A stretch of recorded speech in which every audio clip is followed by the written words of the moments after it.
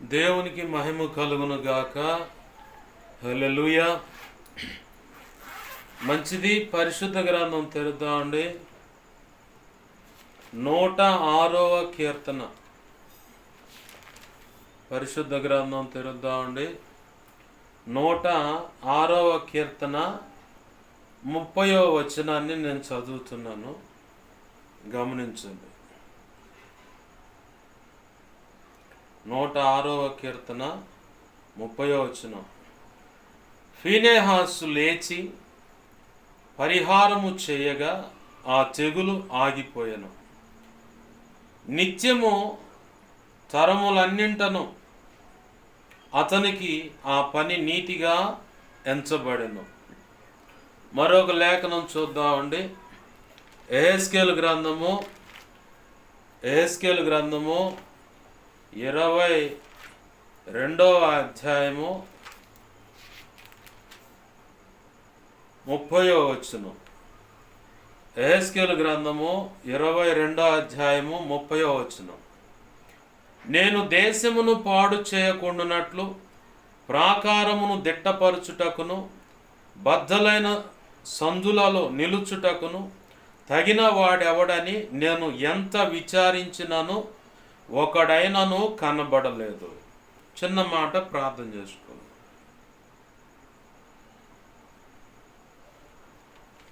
ఇంకా 2 లేఖనాలు కూడా చూద్దామండి.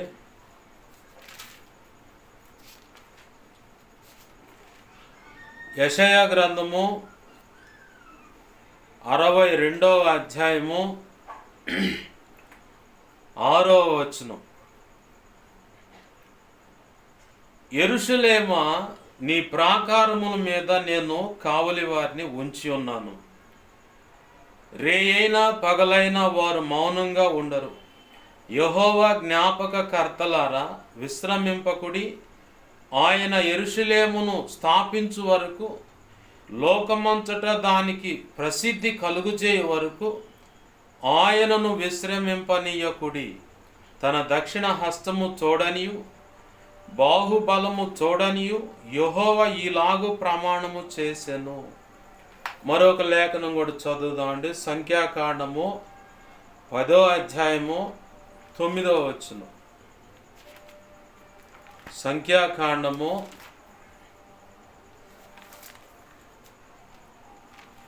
10వ అధ్యాయము 9వ వచనం. చూడండి, అక్కడేముంది? మిమ్మును బాధించు శత్రువులకు విరోధముగా మీ దేశములో యుద్ధమునకు వెళ్ళినప్పుడు ఆ బోరలు ఆర్భాటముగా ఓదవలెను. అప్పుడు మీ దేవుడైన యెహోవా సన్నిధిని మీరు జ్ఞాపకమునకు వచ్చి మీ శత్రువుల నుండి రక్షింపబడుదురు. చిన్న మాట ప్రార్థన చేసుకుందాం. ప్రేమగల మా కన్న తండ్రి యేసయ్యా, నీకు వందనాలు, కృతజ్ఞతాస్తుతులు మా ప్రభువా. మీరు చదివించిన లేఖన భాగాలన్నిటిని బట్టి నీ కృతజ్ఞతాస్తుతులు ప్రభువా. సమస్తమంతటిలో నుంచి ఆ లేఖనాల చాటున నీ మనసులో ఉద్దేశించుకున్న సంగతులు, లేఖన ప్రత్యక్షతలు, ఆత్మ ప్రత్యక్షతలు, క్రీస్తు మర్మమైనటువంటి ఆరోగ్యకరమైన నీ హితబోధ ఏదైతే ఉందో బయటకు తెచ్చి నీ పక్షం వహించిన మీ దాసు నోట ఉంచండి. మీ దాసుని మీ సిలువ చాటును మరుగుపరిచి మీ దాసుని ముఖాంతరంలోంచి మీరు కనబడుతూ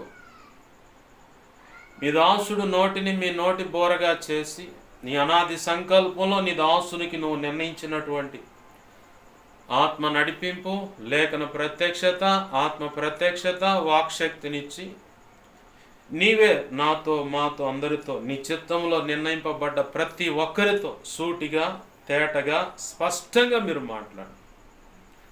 మా అందరికీ నీ స్వరాన్ని వినగలిగే చెవులను, గ్రహించగలిగే మనస్సును దయచేయండి. నీ స్వరానికి లోబడే కృపను దేవ, హృదయాన్ని, మనస్సును కూడా దయచేయండి. దిద్దుబాటు మనస్సును, హృదయాన్ని దయచేయండి. సున్నతి గల హృదయం, మనస్సును దయచేయి ప్రభువా. నిత్యత్వము చేరు పర్యాంతం వరకు నీ పాద సన్నిధిలో తగ్గింపు జీవితం కలిగి దీనులమై శిష్యులైన సేవక గణముగా తీర్చిదిద్దబడినట్లుగా శిష్యులుగా నీ పాద సన్నిధిలో శిష్యరికము చేయడానికి కృపను దయచేయండి. నీ ఘనమైన సేవ భూదిగంతల వరకు వెళ్ళి నీ చిత్తానుసారంగా సేవ జరిగించి నువ్వు నిర్ణయించిన పని యావత్తు సంపూర్ణంగా నెరవేర్చి క్రీస్తు యేసు సంపూర్ణతకు సమానమైన సంపూర్ణత మేము పొందటమే కాదు, నీ చిత్తంలో ఉన్నవారికి కూడా ఆ అనుభవంలోకి నడిపించి వారు మేమంతా కలిసి సిగ్గుపడనక్కర్లేని పనివానిగా క్రీస్తు న్యాయపీఠం మీద నిలవటానికి కృపనే ఉంది. ఆనాడు మమ్మల్ని చూడగానే నీవు సంతోషించాలయ్యా, బడా మంచి దాసుడా మంచి దాసురాలని నీ చేత మెప్పు ఘనత మహిమ బహుమతులు అందుకోవాలి. నిత్యత్వంలో మేము ప్రవేశించాలి. వధువులో మా కొరకు నువ్వు నిర్ణయించిన ఉన్నత స్థానంలో మేము నిలవాలి. నీతో కలిసి అత్యున్నత సింహాసనం పై ఆసీనులమై ఉండాలి. యుగ యుగాలు నీతో కలిసి నిత్య రాజ్య పరిపాలన చేయాలి. ఈ లోకానికి లోకస్తులకు మేము తీర్పు తీర్చాలి. అలాగనే యుగ యుగాలు ఉండబోతున్న నూతన యెరూషలేము పట్టణంలో అయా నీతో కలిసి నిత్య రాజ్య పరిపాలన చేయాలి. అటు కృప కలుగునట్లుగా మమ్మల్ని పిలుచుకున్నారు, ఎంచుకున్నారు. ఆ కృపను మేము కాలదన్నుకోకుండా కాదని తోసివేయకుండా దాన్ని మేము నీ కృపను బట్టి గట్టిగా పట్టుకొని జట్టి అయిన వాడు నియమం ప్రకారం పోరాడి బహుమతి సాధించునన్నట్లుగా నీ కృపను బట్టే మా ఉంచులో మేముండి, నీ కృపను బట్టే మా నడుం బిగించబడి, నీ కృపను బట్టే దేవ మా ఎదుటించబడి పరుగు పందెంలో పరిగెడుతూ, నీ కృపను బట్టే గురిని చూసి గురి అయిన నీ వైపు చూస్తూ నీవిచ్చిన దర్శనాన్ని గురిగా పెట్టుకొని సాగిపోతూ మా ఉంచులో మేము నిలచి క్రీస్తు యేసు పరిమళ సువాసనగాను పత్రికగాను ఈ లోకానికి ఉప్పుగాను రుచిగాను ఈ లోకానికి లోకస్తులకు దీపంగాను మార్గం చూపించే కాంతిగాను మేము ఉంటాం. అనేకులను మండిస్తూ దేవ మంటగలిగిన క్రైస్తులుగా మేము ఉంటూ నీ కృపకు పాత్రలు అవటానికి మాకు సహాయం చేయమని బతిలాడుతున్నాం. ఆ రీతిగా మాకు బోధించమని బలపరచమని నడిపించమని నీ కృపకు అప్పచెప్పుకుంటున్నాం.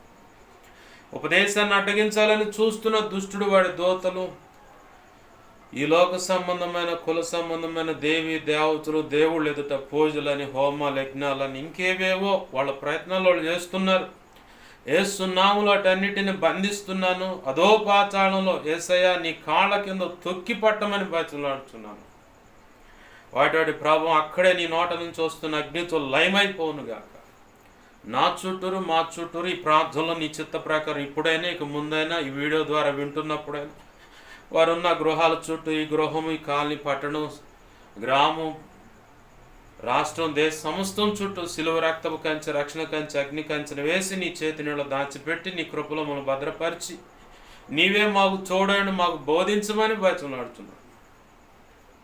నీ పక్షం వహించిన నేను ఎంత బలహీన నీకు బాగా తెలుసు. నీ మీద ఆనుకున్న నీ కృప మీద ఆధారపడ్డాను. నా సమస్త అవిధేతల అతిక్రమ దోషాలు పాప దోషాలు ఆజ్ఞాతిక్రమలో పునః క్షమించి నీ సిలువ రక్తంతో నన్ను కడిగి పవిత్రపరిచి నీ శుద్ధయాలంతో సమస్త కీడు అపవిత్రతను కొట్టివేసి నీ ఆనంద తైలాభిషేకం నాపై ఇంకనో గొప్పగా ఉంచి పరిశుద్ధాత్మజ్ఞలను పుటమే శుద్ధ సువర్ణంగా మార్చి పరలో శుద్ధ సువర్ణ తైలం నాపై ఇంకనో గొప్పగా ఉంచి అపోస్తుల కార్యం 4:27-31 యెషయా 51:16 మత్తయి 10:1-8 81 కీర్తన 10:2 భాగాన్ని బట్టి నీ కృప నాకు దయచి ఇర్మియా 1:9-10 నీ కృప నాకు ఇవ్వమని యెహోషువ 5:8-27 ఇదిగో తండ్రి 7:9-10-19 ప్రకారం నీ కృప దయచి అన్ని విషయాలను తోడు నడిపించు. ఈ కార్యములు జరిగించమని నీ చిత్తం నెరవేర్చమని నీ వాక్యాన్ని బట్టి కృతజ్ఞతాస్తుతులు చెల్లిస్తూ ఉపదేశాన్ని నన్ను మమ్మల్ని సమస్తాన్ని చేతులకు అప్పచెప్పుకుంటూ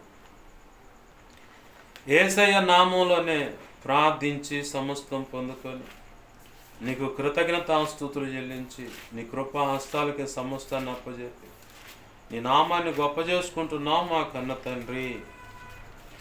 ఆమేన్ ఆమేన్ ఆమేన్. మంచిది. ప్రభునందు సమకూడిన నా ఈ మాటలు వినటానికి అందరూ శ్రద్ధ వినయ భయభక్తులు కలిగి అలాగనే మరి కొంతమంది అయితే మేము చేసిన చండాల పనులను బట్టి దేవుడు ఎలా మాట్లాడతాడు, మా గురించి ఏం మాట్లాడతాడు, ప్రార్థన చేసేటప్పుడు ఏ ప్రవచనం వస్తుందో, ఏ శాపము శిక్షలు అనుమతిస్తాడో దేవుడని చాలా శ్రద్ధగా ఎటువంటి గోళలు లేకుండా ప్రార్థన విన్నవాళ్ళు ఉన్నారు. అలాగే నీ వాక్యం వినటానికి కూడా జాగ్రత్త పడుతున్న వాళ్ళు ఉన్నారు. ఏదేమైనా ప్రభువుకే మహిమ కలుగును గాక. ఆమెన్. హల్లెలూయా. అందరికీ ప్రభు అయిన యేసుక్రీస్తు వారి పేరట నా హృదయపూర్వకమైన వందనాలు. అందరికీ వందనాలు. మంచిది, చదువుకున్న లేఖన భాగాన్ని మరొక మారు జ్ఞాపకం చేసుకుందామండి. ఫీనెహాస్ అట లేచి పరిహారము చేయగా ఏమైంది? అంతకుముందు ఏమైంది పాష్ గారు?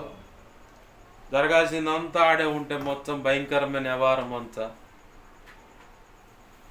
ఐగుప్తు చెరబంధకాల్లో ఉన్నటువంటి ఇజ్రాయేలీలు 430 సంవత్సరాలు ప్రభువా ప్రభువా ప్రభువా ఉన్నావు, అసలు ఎక్కడున్నావయ్యా, ఏమయ్యావయ్యా, మా పితరుడైన అబ్రహాముకు మాట ఇచ్చావుగా ప్రభువా, 4వ తరం దాకా అక్కడ ఉంటారు, శ్రమలు అనుమతిస్తాను, నేను అనుభవిస్తారు, వాళ్ళు బానిసలుగా ఉంటారని ఈ ఫరో చూస్తే క్రూరుడిగా తయారయ్యాడు. మా జీవితాలు ఈడికే దారాదత్తం అయిపోయేటట్టుంది. కొంతమంది అనుకుంటారు ఎక్కడన్నా పని చేసే కాడ మా బతుకులంతా ఇక నీకు దారాదత్తం చేయటమేలే. వడ్డీ వ్యాపారస్తుడు కూడా ఇదే డైలాగ్ వాడతారు. మా బతుకు కాలం అంతా ఈడికి వడ్డీ కడతామే, ఈ 5 రూపాయల వడ్డీ, 2 రూపాయల వడ్డీ, 3 రూపాయల వడ్డీ. ఈ మధ్య మరీ మిడియాలంగా ఆ వడ్డీలు ఇచ్చేవాడు పెందల కాడి సర్దుకొని పోవటానికి 10 రూపాయలు ధర్మం వడ్డీ, 20 రూపాయలు ధర్మం వడ్డీ. ఆధార్ కార్డు పెట్టాలా, బ్యాంకు చెక్కు పెట్టాలి, లేదంటే ఇళ్ళ కాగితాలు తాకట్టు పెట్టాలి. పెందలకాడి పోవటానికి కూడా మిడియాలంగా చావటానికి 20 రూపాయలు ధర్మం వడ్డీ. కొంతమంది కోపం వస్తుంది ఇలాంటి మాట అంటే. వాళ్ళ అవసరానికి కదా తీసుకుంటుందంటే అవసరమైనంత మాత్రాన నీకు నచ్చినట్టుగా దుర్మార్గంగా చేస్తావా? వింత ఏంటంటే రక్షణ పొందినోడు కూడా వడ్డీ వ్యాపారస్తుడు ఉండవు. రక్షణ పొందినోడు వాస్తవానికి లేఖనం అంటుంది, రక్షణ పొందినవాడు వడ్డీకి ఇవ్వకూడదు, వడ్డీ వ్యాపారం చేయకూడదు. అసలు నీ దగ్గర చేతనైతే రూపాయి అంటే ₹10 ఇచ్చి పెందల కాడ అన్ని సర్దుకొని తిరిగి మళ్ళీ నాకు ఇవ్వు ₹10 అని చెప్పని అడుక్కోవాలి. లేదా నా ప్రభు చూసుకుంటాడులే అని చెప్పని అతను స్వేచ్ఛగా వదిలేయటమే. నీకు ఇంకొక దారి నుంచి దేవుడు ఖచ్చితంగా సహాయం చేస్తాడు. విచిత్రం ఏంటంటే ఈ మధ్య వడ్డీ వ్యాపారానికి డబ్బులు సరిగ్గా కట్టకపోతే ఇంట్లో ఉన్న ఆడవాళ్ళని, కట్టుకున్న భార్యని, లేదా కూతుళ్లను, లేదా కోడళ్లను, లేదా మనవ సంతానం ఉంటారు కదా ఆడపిల్లని, వాళ్ళని ఆ వడ్డీకి ఇచ్చినోటి దగ్గర తీసుకుపోయి శారీరకంగా వాడు అనుభవించేలాగా అలా చేస్తూ ఉన్నారు. ఎంత ఉసురు తగులుతో తెలుసా? ఎంత ఘోరమైన కీడో అది.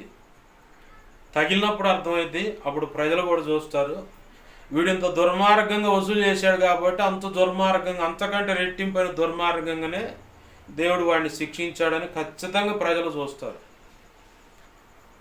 ఒకడి నోరు కొట్టి నువ్వు బ్రతుకుతున్నావంటే అది రక్తపు కూడు, అది బాగా గుర్తుపెట్టుకోవాలి. దేవునికి నచ్చనటువంటి వ్యాపారం ఆ వడ్డీ వ్యాపారం. రక్షణ పొందిన తర్వాత, రక్షణ పొందకముందు ఆ గడ్డి గరిసావు, అయిపోయింది. రక్షణ పొందిన తర్వాత నువ్వు మళ్ళీ అదే గడ్డి గరుస్తానంటే కుదరదు, దేవుడు ఒప్పుకోడు. ఇక నీ ఇంట్లో పిల్లలకు రోగాలు, నీకు రోగం, ఏదో ఒకటి కంపెనీ రోగాలు, ఏదో ఒక చోట మొత్తం అక్కడి నుంచి వచ్చిన మొత్తానికి 10 రెట్లు ఖర్చు పెట్టిస్తాడు ఆడవ చోట దేశంపై. నువ్వు ఎంత అకృతంగా వసూలు చేస్తావో, అన్యాయంగా వసూలు చేస్తావో, ఎంత దుర్మార్గంగా మాట్లాడతావో దానికి డబుల్ ఉంటుంది నీకు ట్రీట్మెంట్. ఈ వడ్డీ వ్యాపారం రక్షణ పొంది చేసేవాడు ఎవడైతే ఉన్నాడో వాడికి ఎవరికైనా సరే తన ఎవరేం లేదు, మొత్తానికి ఒకటే వ్యవహారం. అయితే ఎందుకు వచ్చేటు? కొంతమంది అంటారు మా బ్రతుకులంతా దారాదత్తుడికి చేయటమే, ఈ వడ్డీ వ్యాపారం, ఈ వడ్డీలు కడతమే సరిపోతుంది, అసలు ఎప్పుడు తీరుద్ది? ఈ గోలు ఎక్కువ ఉన్న వాళ్ళు ఉన్నారు. అసలు నిన్నెప్పుడు చేయమండి అప్పు? అయ్యా పిల్లగాడికి బాగోలేదు, పెళ్ళి కంటేనో, లేదంటే ఏదన్నా అనారోగ్యం ముఖ్యమైన కారణం అయితే నువ్వు అప్పు చేసిన సభ దేవుడు ఏదో ఒక రకంగా ప్రభు కృపలో ఆ మార్గం చూపించి ఆ అప్పు తీరుస్తాడు. వాడెవడికో ఉందని చెప్పని వాత వేసుకునే పరిస్థితి లాగా. ఇప్పుడు ఎగ్జాంపుల్ చెప్తా, పలానా వాళ్ళ ఇంట్లో డబుల్ డోరు ఫ్రిడ్జ్ ఉంది, మా ఇంట్లో కూడా ఉండాలి. ఎట్టదెత్తు నువ్వు? సాధ్యమైతే కష్టపడి సంపాదించి ఆ 10,000, 17,000, 20,000 సమకూర్చుకో. ఒకసారిగా వెళ్ళి రాయల్టీకి తెచ్చుకొని దర్జాగా కూర్చొని ఆ ఫ్రిడ్జ్లో నుంచి ఏమైతే నీకు అవసరం అనుకుని అన్నీ వాడుకో, సంతోషించు. వాడు ఎవడో పనికి మాలినోడు, వాడు బతకడానికి రూపాయి ఇస్తే చాలు వస్తువు ఇస్తానంటే వాషింగ్ మిషన్ తెత్తంటివి రూపాయి ఇస్తే, టీవీ తెత్తంటివి రూపాయి ఇస్తే, సెల్ ఫోన్ అంటుంటివి. అసలు ఇప్పుడు మరీ మీడియాలో అయింది, ఆధార్ కార్డు ఉంటే చాలు, ఆధార్ కార్డు ఉంటే చాలు. వాడు నీకు డబ్బులు ఇవ్వాలంటే రేటింగ్ చూస్తాడు. ముందుకు తీసుకోగానే ఆధార్ కార్డు కొట్టంగానే వీడు ఇంతకు ముందు అప్పులు చేశాడా, అప్పులు చేస్తే చెక్ బౌన్స్లు అయినప్పుడు ఇవన్నీ పెండింగ్స్ అన్నీ అక్కడ ఆపి అది ఒక రేటింగ్ ఇస్తుంది. ఇంత స్కోర్ వస్తేనే దానికి తగ్గట్టుగానే నీకు ఆ వస్తువు ఇవ్వబడుతుంది, లేదంటే ఇవ్వడం. ఆధార్ కార్డు నంబర్ ఉంటే చాలు అప్పు ఇచ్చేస్తాడు వాడే, రూపాయి కూడా కట్టే పర్లేదు. తర్వాత ముక్కులు చెవులు పిండి రెత్తురొచ్చినా సరే వదిలిపెట్టకుండా బలవంతంగా చెక్ బౌన్స్ అంటే 500 పెనాల్టీ. అయ్యి ఒక 500 మళ్ళీ ఇక్కడ కట్టాల్సింది 500. చెక్ బౌన్స్కి 500 కట్టాల్సింది 500. ఎంత అయింది డబుల్? 1000 రూపాయలు అయింది. ఈ కట్టకపోతే మళ్ళీ చెక్ బౌన్స్ అయితే మళ్ళీ 500, 1500, మళ్ళీ 500, 2000. మరి వాడు బాగుపడుతున్నా నువ్వు బాగుపడుతున్నావు చెప్పు? ఏమి ఇవ్వకుండా అన్ని వస్తువులు తెచ్చుకుంటుండే. ఇదే కకృతి వ్యవహారం. నీకున్న దాంట్లో సర్దుకోవడం నేర్చుకున్నప్పుడు ప్రభు తన సంకల్పంలో తన కృపచేత నిర్ణయ కాలంలో నీకేమేమి అవసరమో అన్నీ ఇస్తాడు. ఆమేన్, హల్లెలూయా.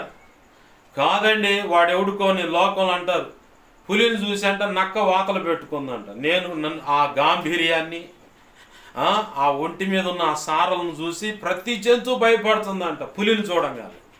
ఆహా ఇట్ట కాదని నక్క ఏం చేసింది, వాతలు పెట్టుకుందంట. ఇప్పుడు వాతలు పెట్టుకుంటే ఆ పులి ఉన్నట్టు సార్లు కనపడ్డ ఒళ్ళంతా వాసిందిగా. నానా గందరగోళమే నీచమైన మాటలు పడుతున్నావు కదా. వాడికి నోటికి పట్టరాని నీచమైన మాటలు మాట్లాడుతాడు వడ్డీ వ్యాపారస్తుడు. సాధ్యమైతే నువ్వు ఒక భర్తగా ఉంటే నీ పెళ్ళని నా దగ్గర పంపించరా అని అడుగుతున్నాడు. నీ కన్న తల్లి ఉంటే కన్న తల్లిని పంపించరా నా దగ్గర కన్నా అడుగుతున్నాడు. నీ కూతురున్న కోడలున్న నా దగ్గర పంపించరా, నేను శారీరకంగా అనుభవిస్తాను నీ పెళ్ళాన్ని, నీ ఇట్లా రకరకాల డైలాగులు ఉన్నాయి. వాడు అనే మాటలు అయ్యే వడ్డీ వ్యాపారస్తుడు. వాడికి అసలు జాలి దయ ఏముండదు. కాబట్టే ప్రభు అన్నాడు, ధనం మీద మనసు పెట్టిన వాడు పరలోకానికి రావటం కష్టం. రాలేడు, వాడు పరలోకానికి రాలేడు అని చెప్పాడు యేసు ప్రభు వారే. సిరికి కానీ దేవుడికి కానీ ఈ రెండిటికి ఏదో ఒక దానికి ఒకటి దాసుడు అవుతాడు తప్ప రెండిటిని సమపాళుల్లో మెయింటైన్ చేయడం వల్ల కాదు అన్నాడు. ఇంకొక చోట ఏమన్నాడు, ధనవంతుడు పరలోకంలోకి ప్రవేశించటం కష్టం. వంట ఉంది కదా, ఏది ఎడారిలో తిరుగుద్దే వంట, ఆ వంట సూది బెజ్జంలోకి దూరటం. మనం ఏం చేస్తాం, దారం తీసుకొని మనకి సూపు అందగట్టేట పొడిసి చిన్నగా దారం తీస్తాం బయటికి ఆ సూదిలో నుంచి. మరి యేసయ్య అంటున్నాడు సూది బెజ్జంలోకి వంట దూరుద్దట. అంటే అంత కష్టతరం. ఒక ధనం మీద మోజు పెట్టినవాడు, ధనమే లోకమని బ్రతుకుతున్నవాడు, ఈ వడ్డీ వ్యాపారస్తుడు బ్రతుకు కూడా అంతే. అదే లోకం అదే బ్రతుకు అనుకున్నవాడు సూది బెజ్జంలోకి వంటే ఎంత కష్టంగా దూరుద్దండి. అసలు దూరుద్దా? అసాధ్యం అది. కానీ దేవుడు అంటున్నాడు దూరుద్ది అంటున్నాడు. ఆ సూది బెజ్జంలోకి వంటైనా దూరుద్ది, కానీ ధనవంతుడు మాత్రం పరలోకంలోకి రాడు. యేసు ప్రభు వారి మాటలు, నా మాటలు కాదు. యేసు ప్రభు వారు చెప్పిన మాటలు చూస్తారా? ఏడ రాసి ఉన్నాయి? సువార్త పుస్తకాల్లో ఉన్నాయి. పాస్ గారు మాకు తెలుసు అంటారా? ఒకడికి ముద్రలు పడాలా. ముద్రలు పడాలంటే అర్థమైందా? ఒక్కొక్కడికి ఆ ఇంటూరులో వాళ్ళు కనుక కామెరలకి వాతలేస్తారు చూడు, ఆ టైపులో ముద్రలు ఉంటేనే వాడు మాట్లాడాడు, లేకపోతే వాడు మాట్లాడాడు. ఏంది వాడికి ఆ టైపులో ముద్రలు ఉండాలన్నమాట. ముద్రలు ఉంటేనే వాడు మాట్లాడాడు, లేకపోతే మాట్లాడాడు.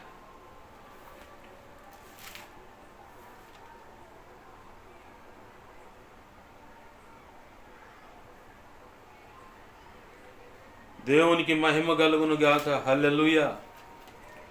ప్రభునందు ప్రియమైన దేవుని బిడ్డలారా గమనించండి,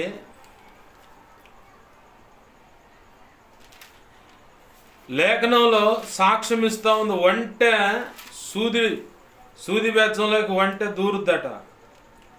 ప్రభు అన్నాడు, పక్కనున్న వాళ్ళు అడుగుతూ ఉంటే, ప్రభువా మరి పరలోకానికి చేరగలిగేది ఎవరయ్యా అంటే, పరలోకానికి చేరగలిగేది ఎవరు, అంత కష్టతరమా అంటున్నావు కదా, మరి ఏంది మా పరిస్థితి అంటే, ప్రభు అంటున్నాడు, దేవునికి మాత్రం సాధ్యమే. లూకా సువార్త 18వ అధ్యాయము 24వ వచనంలో చూడండి, 25 వచనాల్లో, ధనవంతుడు దేవుని రాజ్యంలో ప్రవేశించుట కంటే సూది బెజ్జంలో ఒంటె దూరుట సులభమని చెప్పాను. ఇది వినిన వారు అలాగైతే ఎవడు రక్షణ పొందగలడని అడుగగా ఆయన, మనుషులకు అసాధ్యములైనవి దేవునికి సాధ్యములని చెప్పాను. ఆమేన్, హల్లెలూయా. ప్రభునందు ప్రియమైన దేవుని బిడ్డలారా గమనించండి, సబ్జెక్ట్లోకి వస్తున్నాను నేను.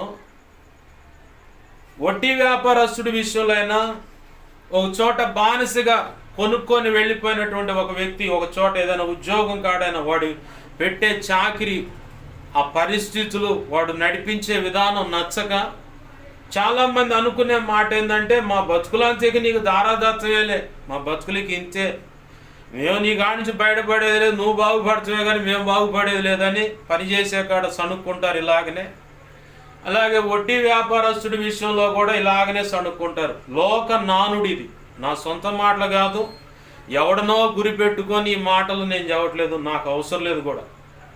వాడు దవ్వుకున్న గొయ్యి వాడిలోనే వాడే పడుతున్నగా, నేనేం పడినగా, నాకు సంబంధం లేని విషయం అవన్నీ. ప్రతి వాడు తన వంతులో తన లెక్క ఒప్పజెప్పుకోవాలి ఈ శరీరంతో. 2 కొరింథీ పత్రిక 5వ అధ్యాయం 10వ వచనంలో సాక్ష్యం ఇచ్చినట్టుగా, ఈ శరీరంతో నువ్వు ఏది చేసినా దాని లెక్క ఖచ్చితంగా క్రీస్తు న్యాయపీఠం మీద లెక్క అప్పజెప్పుకోవాలి, నేనైనా ఇంకెవరైనా సరే. ఆమేన్, హల్లెలూయా. అయితే ఐగుప్తులో ఉన్నటువంటి ప్రజలు ఫరో పెడుతున్నటువంటి వెట్టి చాకిరి సమస్యలు, ఆ వేదన పరిస్థితులన్నీ చూసి దేవునికి మొరపెడుతున్నారు. అయ్యా మమ్మల్ని బయటపడేస్తానన్నావు, 4వ తరంలో మమ్మల్ని బయటకు తెస్తానన్నావు, మా పితృడైన అబ్రహాము చెప్పి ఆ మాట మాకు ఈ ఐగుప్తులోకి వచ్చినప్పుడు యాకోబయ్య చెప్పాడు, మా పితరుడు యాకోబు చెప్పాడు. అలాగని యోసేపు కూడా చెప్పాడు, తన కాలం చెల్లిపోయేటప్పుడు యోసేపు కూడా చెప్పాడు, అయ్యా ఇదిగో దేవుడు మాట ఇచ్చాడు, నేను చనిపోతున్నాను, అయితే నా ఎముకలను భద్రం చేయండి. మన పితరుల స్వాస్థ్యమైన మన పితరుడైన అబ్రహాము తన భార్యను పాతిపెట్టడానికి కొన్న ఆ పొలం ఎక్కడైతే ఉందో ఆ పొలం సమాధుల తోట కొన్నాడు ఆయన. ఆ తోటలో నన్ను అక్కడ భూస్థాపన చేయండి, ఎముకలు తీసుకువెళ్ళి, ఖచ్చితంగా మిమ్మల్ని విడిపించడానికి దేవుడు ఒకరిని పంపిస్తాడు అని చెప్పన్నాడు. ఆ మాటలు విన్నారు, మొరపెడుతున్నారు. ఆ బానిసత్వ బంధకాల నుంచి బయటకు వచ్చారు, ఐగుప్తులో నుంచి బయటకు వచ్చారు, సమృద్ధి గల వారే దేవుడు చెప్పినట్లుగానే.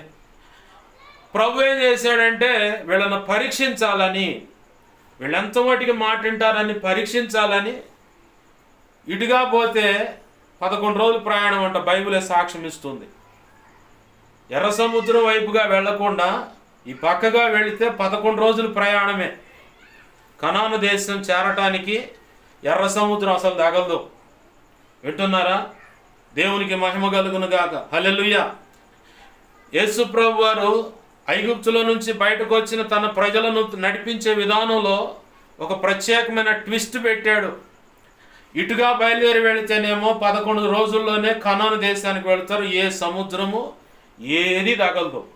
కానీ తన ప్రజలు తన మీద ఎంత నమ్మిక కలిగి ఉన్నారు, ఎంత నమ్ముతున్నారన్న సంగతి గ్రహించడానికి ప్రభు ఏం చేశాడంటే, మోషేతో డైరెక్ట్ మాట్లాడుతున్నాడు, ప్రజలతో మాట్లాడుతున్నా, నడిపిస్తున్న నాయకుడితో మాట్లాడుతున్నాడు డైరెక్ట్గా. మోషే, వీరు లోబడనొల్లని ప్రజలు, వారి హృదయాలు లోబడట్లేదు ఆ ప్రజలు, కాబట్టి ఇటుగా వెళితే 11 రోజులు ప్రయాణం, ఏ అడ్డు ఉండదు, యోర్దాన్ నది అడ్డు ఉండదు, ఎర్ర సముద్రం అడ్డు ఉండదు, ఏముండదు అడ్డు, డైరెక్ట్గా కానాను దేశంలోకి వెళ్ళిపోతారు. కానీ అయితే వీళ్ళని ఎర్ర సముద్రం ముందు తీసుకెళ్ళి అక్కడ నేను పరీక్షిస్తా అన్నాడు. ఆమేన్, హల్లెలూయా. ఏమన్నాడు అక్కడ? ఎర్ర సముద్రం ముందు తీసుకెళ్ళి నేను అక్కడ వాళ్ళని పరీక్షించాలి, నా మాట ఎంతవరకు విశ్వసిస్తున్నారు, నా మీద ఎంతవరకు ఆనుకున్నారు, నేను చెప్పింది ఎంతవరకు గ్రహించారు, నా మాటలకి ఎంత విలువిస్తున్నారు అన్నది ఎర్ర సముద్రం ముందు దేశప్ప. వీళ్ళ సంగతి ఆడ తేలిపోతాను. పోవటం ఆలస్యం, వెనకాల నుంచి తరుముకుంటానే వస్తున్నారు ఫరో సైన్యం. దేవుడే కావాలని వారి హృదయాలు కఠినపరిచి రేపాడట. ఎందుకు అంటే తన నామానికి ఘనత తెచ్చుకోవటానికని ఆడ రాసి ఉంది. నిర్గమాకాండం 12-13 అధ్యాయాలు గమనిస్తే అక్కడ రాసి ఉంటుంది అదే మాట. తన నామాన్ని ఘనపరుచుకోవటానికంట. బాగుంది. అయితే అయంతా కదిలొచ్చారు, బాగుంది, అంతా నడుస్తూ ఉంది, బండి అంతా బాగానే ఉంది. ప్రభు అనుకున్నట్టుగా వీళ్ళు అంతా వ్యతిరేకంగా ఆయన మీద సణుగుతానే ఉన్నారు. ఈయన వేయాల్సిన దరు వేస్తానే ఉన్నాడు. శిక్ష పడతానే ఉంది. కొరహు, దాచన్, అభిరామ్, ఎమ్రీ అనేవాళ్ళు మోషే మీద ఉన్న ఘనతలో కొంత ఘనత దేవుని కృపను బట్టే పొందిన వాళ్ళు. కొంతకాలం నడిచిన తర్వాత మాకు అన్ని సంగతులు తెలుసు, దేవుడు కూడా మాతో మాట్లాడుతున్నాడని మోషే నాయకత్వాన్ని తృణీకరించి నువ్వు చెప్పేదేంది, మాకు తెలియదా ఏంది? మోషే నువ్వు చెప్పేదేంది, మాకు తెలియదా ఏంది? మాతో కూడా దేవుడు మాట్లాడుతాడు, నీతోనే కాదు.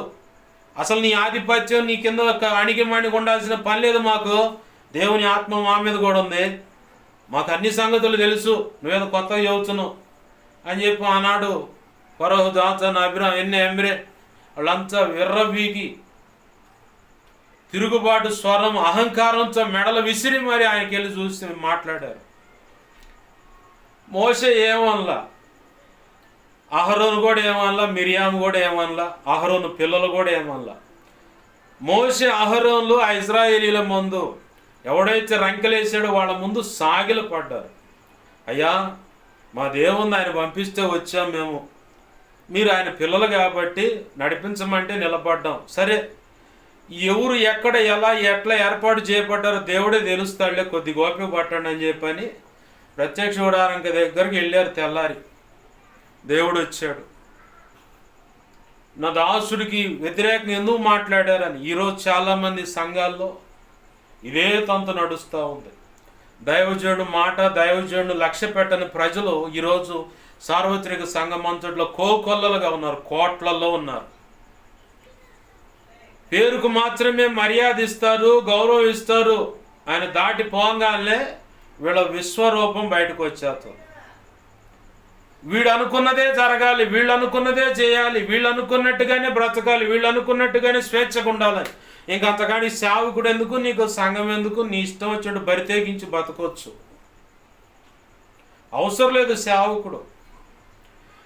నీకు ముందు నాయకుడిని పెట్టాడంటే క్రీస్తు ఎలా ఉంటాడో నీకు తెలియాలి. కాబట్టి క్రీస్తుకి నీకు మధ్యలో సమాధానము అందించే ఒక వారధిగా ఉంటాడు సేవకుడు.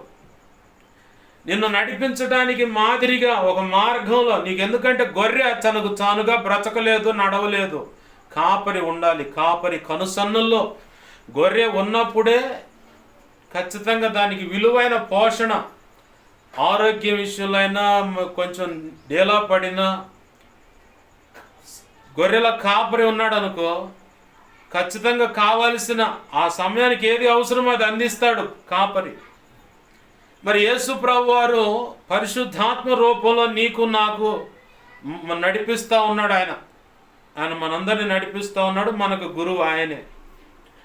మరి నీకు సంఘానికి తలకాయగా ఉన్నది ఆయనే. కానీ నీ కళ్ళ ముందు కనపడటానికి నిలబెట్టిన సేవకుడు కూడా ఉన్నాడు. ఆ సేవకుడు ఎప్పుడైతే గౌరవిస్తావో, ఎప్పుడైతే సన్మానిస్తావో, వెంటనే నీవు కూడా, నీ కుటుంబం, నీ పిల్లలు కూడా ఆశీర్వదించబడతారు. సేవకుని మాట తృణీకరించి నీకు నచ్చినట్టుగా విచ్చలవిడిగా బ్రతికితే ఈ కొరహు, దాచన్, అభిరామ్, ఎమ్రీ అనే వాళ్ళకు బట్టిన గతే భయంకరమైన సావు వచ్చి పడింది. సావు అంటే 2 రకాలు ఉన్నాయండి. ఇక్కడ బాగా గుర్తుపెట్టుకోవాలి. ఈ క్రొత్త నిబంధన కాలంలో సావు అనేది 2 రకాలు ఉంది. పాత నిబంధన కాలంలో ఏమీ లేదు, ఒక్క దెబ్బతో తెగ నరికి పక్కన పడేయటమే పాత నిబంధన ధర్మశాస్త్రం ప్రకారం. క్రొత్త నిబంధన కాలంలో 2 రకాలుగా మరణాలు ఉన్నాయి. ఒక లెక్క చెప్పాలంటే 3 రకాలు అనుకోవచ్చు. 3 రకాల మరణాల్లో ఈరోజు దైవజనుడికి వ్యతిరేకంగా, దేవుని నియమాలకు వ్యతిరేకంగా బ్రతికే వారి బ్రతుకుల్లో లేదంటే వారి జీవితాల్లో సంభవించే అనుభవాలు ఎలాంటివి అంటే, ఒకటి ఆధ్యాత్మికంగా అంటే మనస్సాక్షి చచ్చిపోద్ది. రోమా పత్రిక 1వ అధ్యాయం చూడండి. ఈయన్ని గదిలిస్తే ఇయ్యే వస్తాయ్యా, వీడితో అందుకే లేనిపోయింది వద్దురయ్యా అని చెప్పాను అనుకుంటారు కొంతమంది. నీ సావు దేవుడి చేతిలో పడదు, నా చేతిలో పడలా. నిన్ను మర్యాదగా బ్రతకమని రక్షణ అనిచ్చి సంఘానికి, సేవకుడికి, అన్నిటికంటే ముఖ్యంగా దేవునికి నిన్ను తన స్వరక్తం ఇచ్చి సంపాదించుకున్న యేసు ప్రభు వారికి తలవంపులు తేకుండా, అపకీర్తి తేకుండా, దుఃఖం కలుగు చేయకుండా జాగ్రత్తగా బతకండి అమ్మాయి, బ్రతకండి రబ్బాయ్ అని చెప్పని ఆయన పంపించాడు. బ్రతకమని సెలవిచ్చాడు. కాబట్టి నీ బ్రతుకు నడుస్తూ ఉంది. ఈరోజు చూడనోడు మట్టికి ఆటలా నీకు అవకాశం ఇస్తున్నాడు దిద్దుకుంటావని. నేనేం ప్రత్యేకంగా పగబెట్టుకొని ఖర్చులే నోరట్లా. పరిశుద్ధాత్మ దేవుడు మాట్లాడు. నాకెందుకు? ఎవడు ఎక్కడ ఎట్లాంటి పిచ్చి వేసాలు, కుప్పిగొంతులు వేసిన, డ్యాన్స్ పార్టీలు వేసిన, గుడ్డలోడ తీసేగిరినాగా నాకు అసలు ఏం పట్టదు. ఎందుకంటే సచ్చేది నువ్వే, దేవుడి చేతులు, నేను కాదు. కాకపోతే బాధపడతా. సంఘానికి చెడ్డ పేరు వస్తుంది, దైవజనుడికి చెడ్డ పేరు వస్తుంది, యేసు ప్రభు వారికి చెడ్డ పేరు వస్తుంది. ఇంకా ఆయన ఉగ్రత వస్తే వీళ్ళు మొత్తం హల్లెలూయా స్తోత్రం ఆమేన్. ఇంకది రండి, రోమపత్రిక 1వ అధ్యాయము 26వ వచనం. అందువలన దేవుడు తుచ్చమైన అభిలాషకు వారిని అప్పగించెను. దేనికి అప్పగించాడంట? తుచ్చమైన అభిలాషకి. 24 నుంచి చదివినా అర్థమవుతుంది మీకు. ఇక్కడ మళ్ళీ ఇటు పక్కన పేజీ తిప్పండి. 28వ వచనం చూడండి. అయితే మరియు వారు తమ మనస్సులో దేవునికి చోటు ఇయ్యనొల్లకపోయిరి గనుక చెయ్యరాని కార్యములు చేయుటకు దేవుడు భ్రష్ట మనస్సుకు వారిని అప్పగించాను. భ్రష్ట మనసు అంటే మంచి మనసా? భ్రష్టత్వం అంటే చెడిపోయినది అని అర్థం. ఇక నీకు వాక్యం పనిచేయదు, నువ్వు అనుకున్నదే పనిచేస్తుంది. ఇక నీకు నచ్చినట్టుగా నువ్వు ఊరే కూర్చోవు. ఇక దైవజనుడితో పనే ఉంది. చదువుకున్న మూలవాక్యంలో అనుభవాలు, ఫీనెహాసు పరిహారము చేయగా అన్నాడు. ఏం చేశాడు ఫీనెహాసు పరిహారం చేయడానికి? ఇజ్రాయేలీలో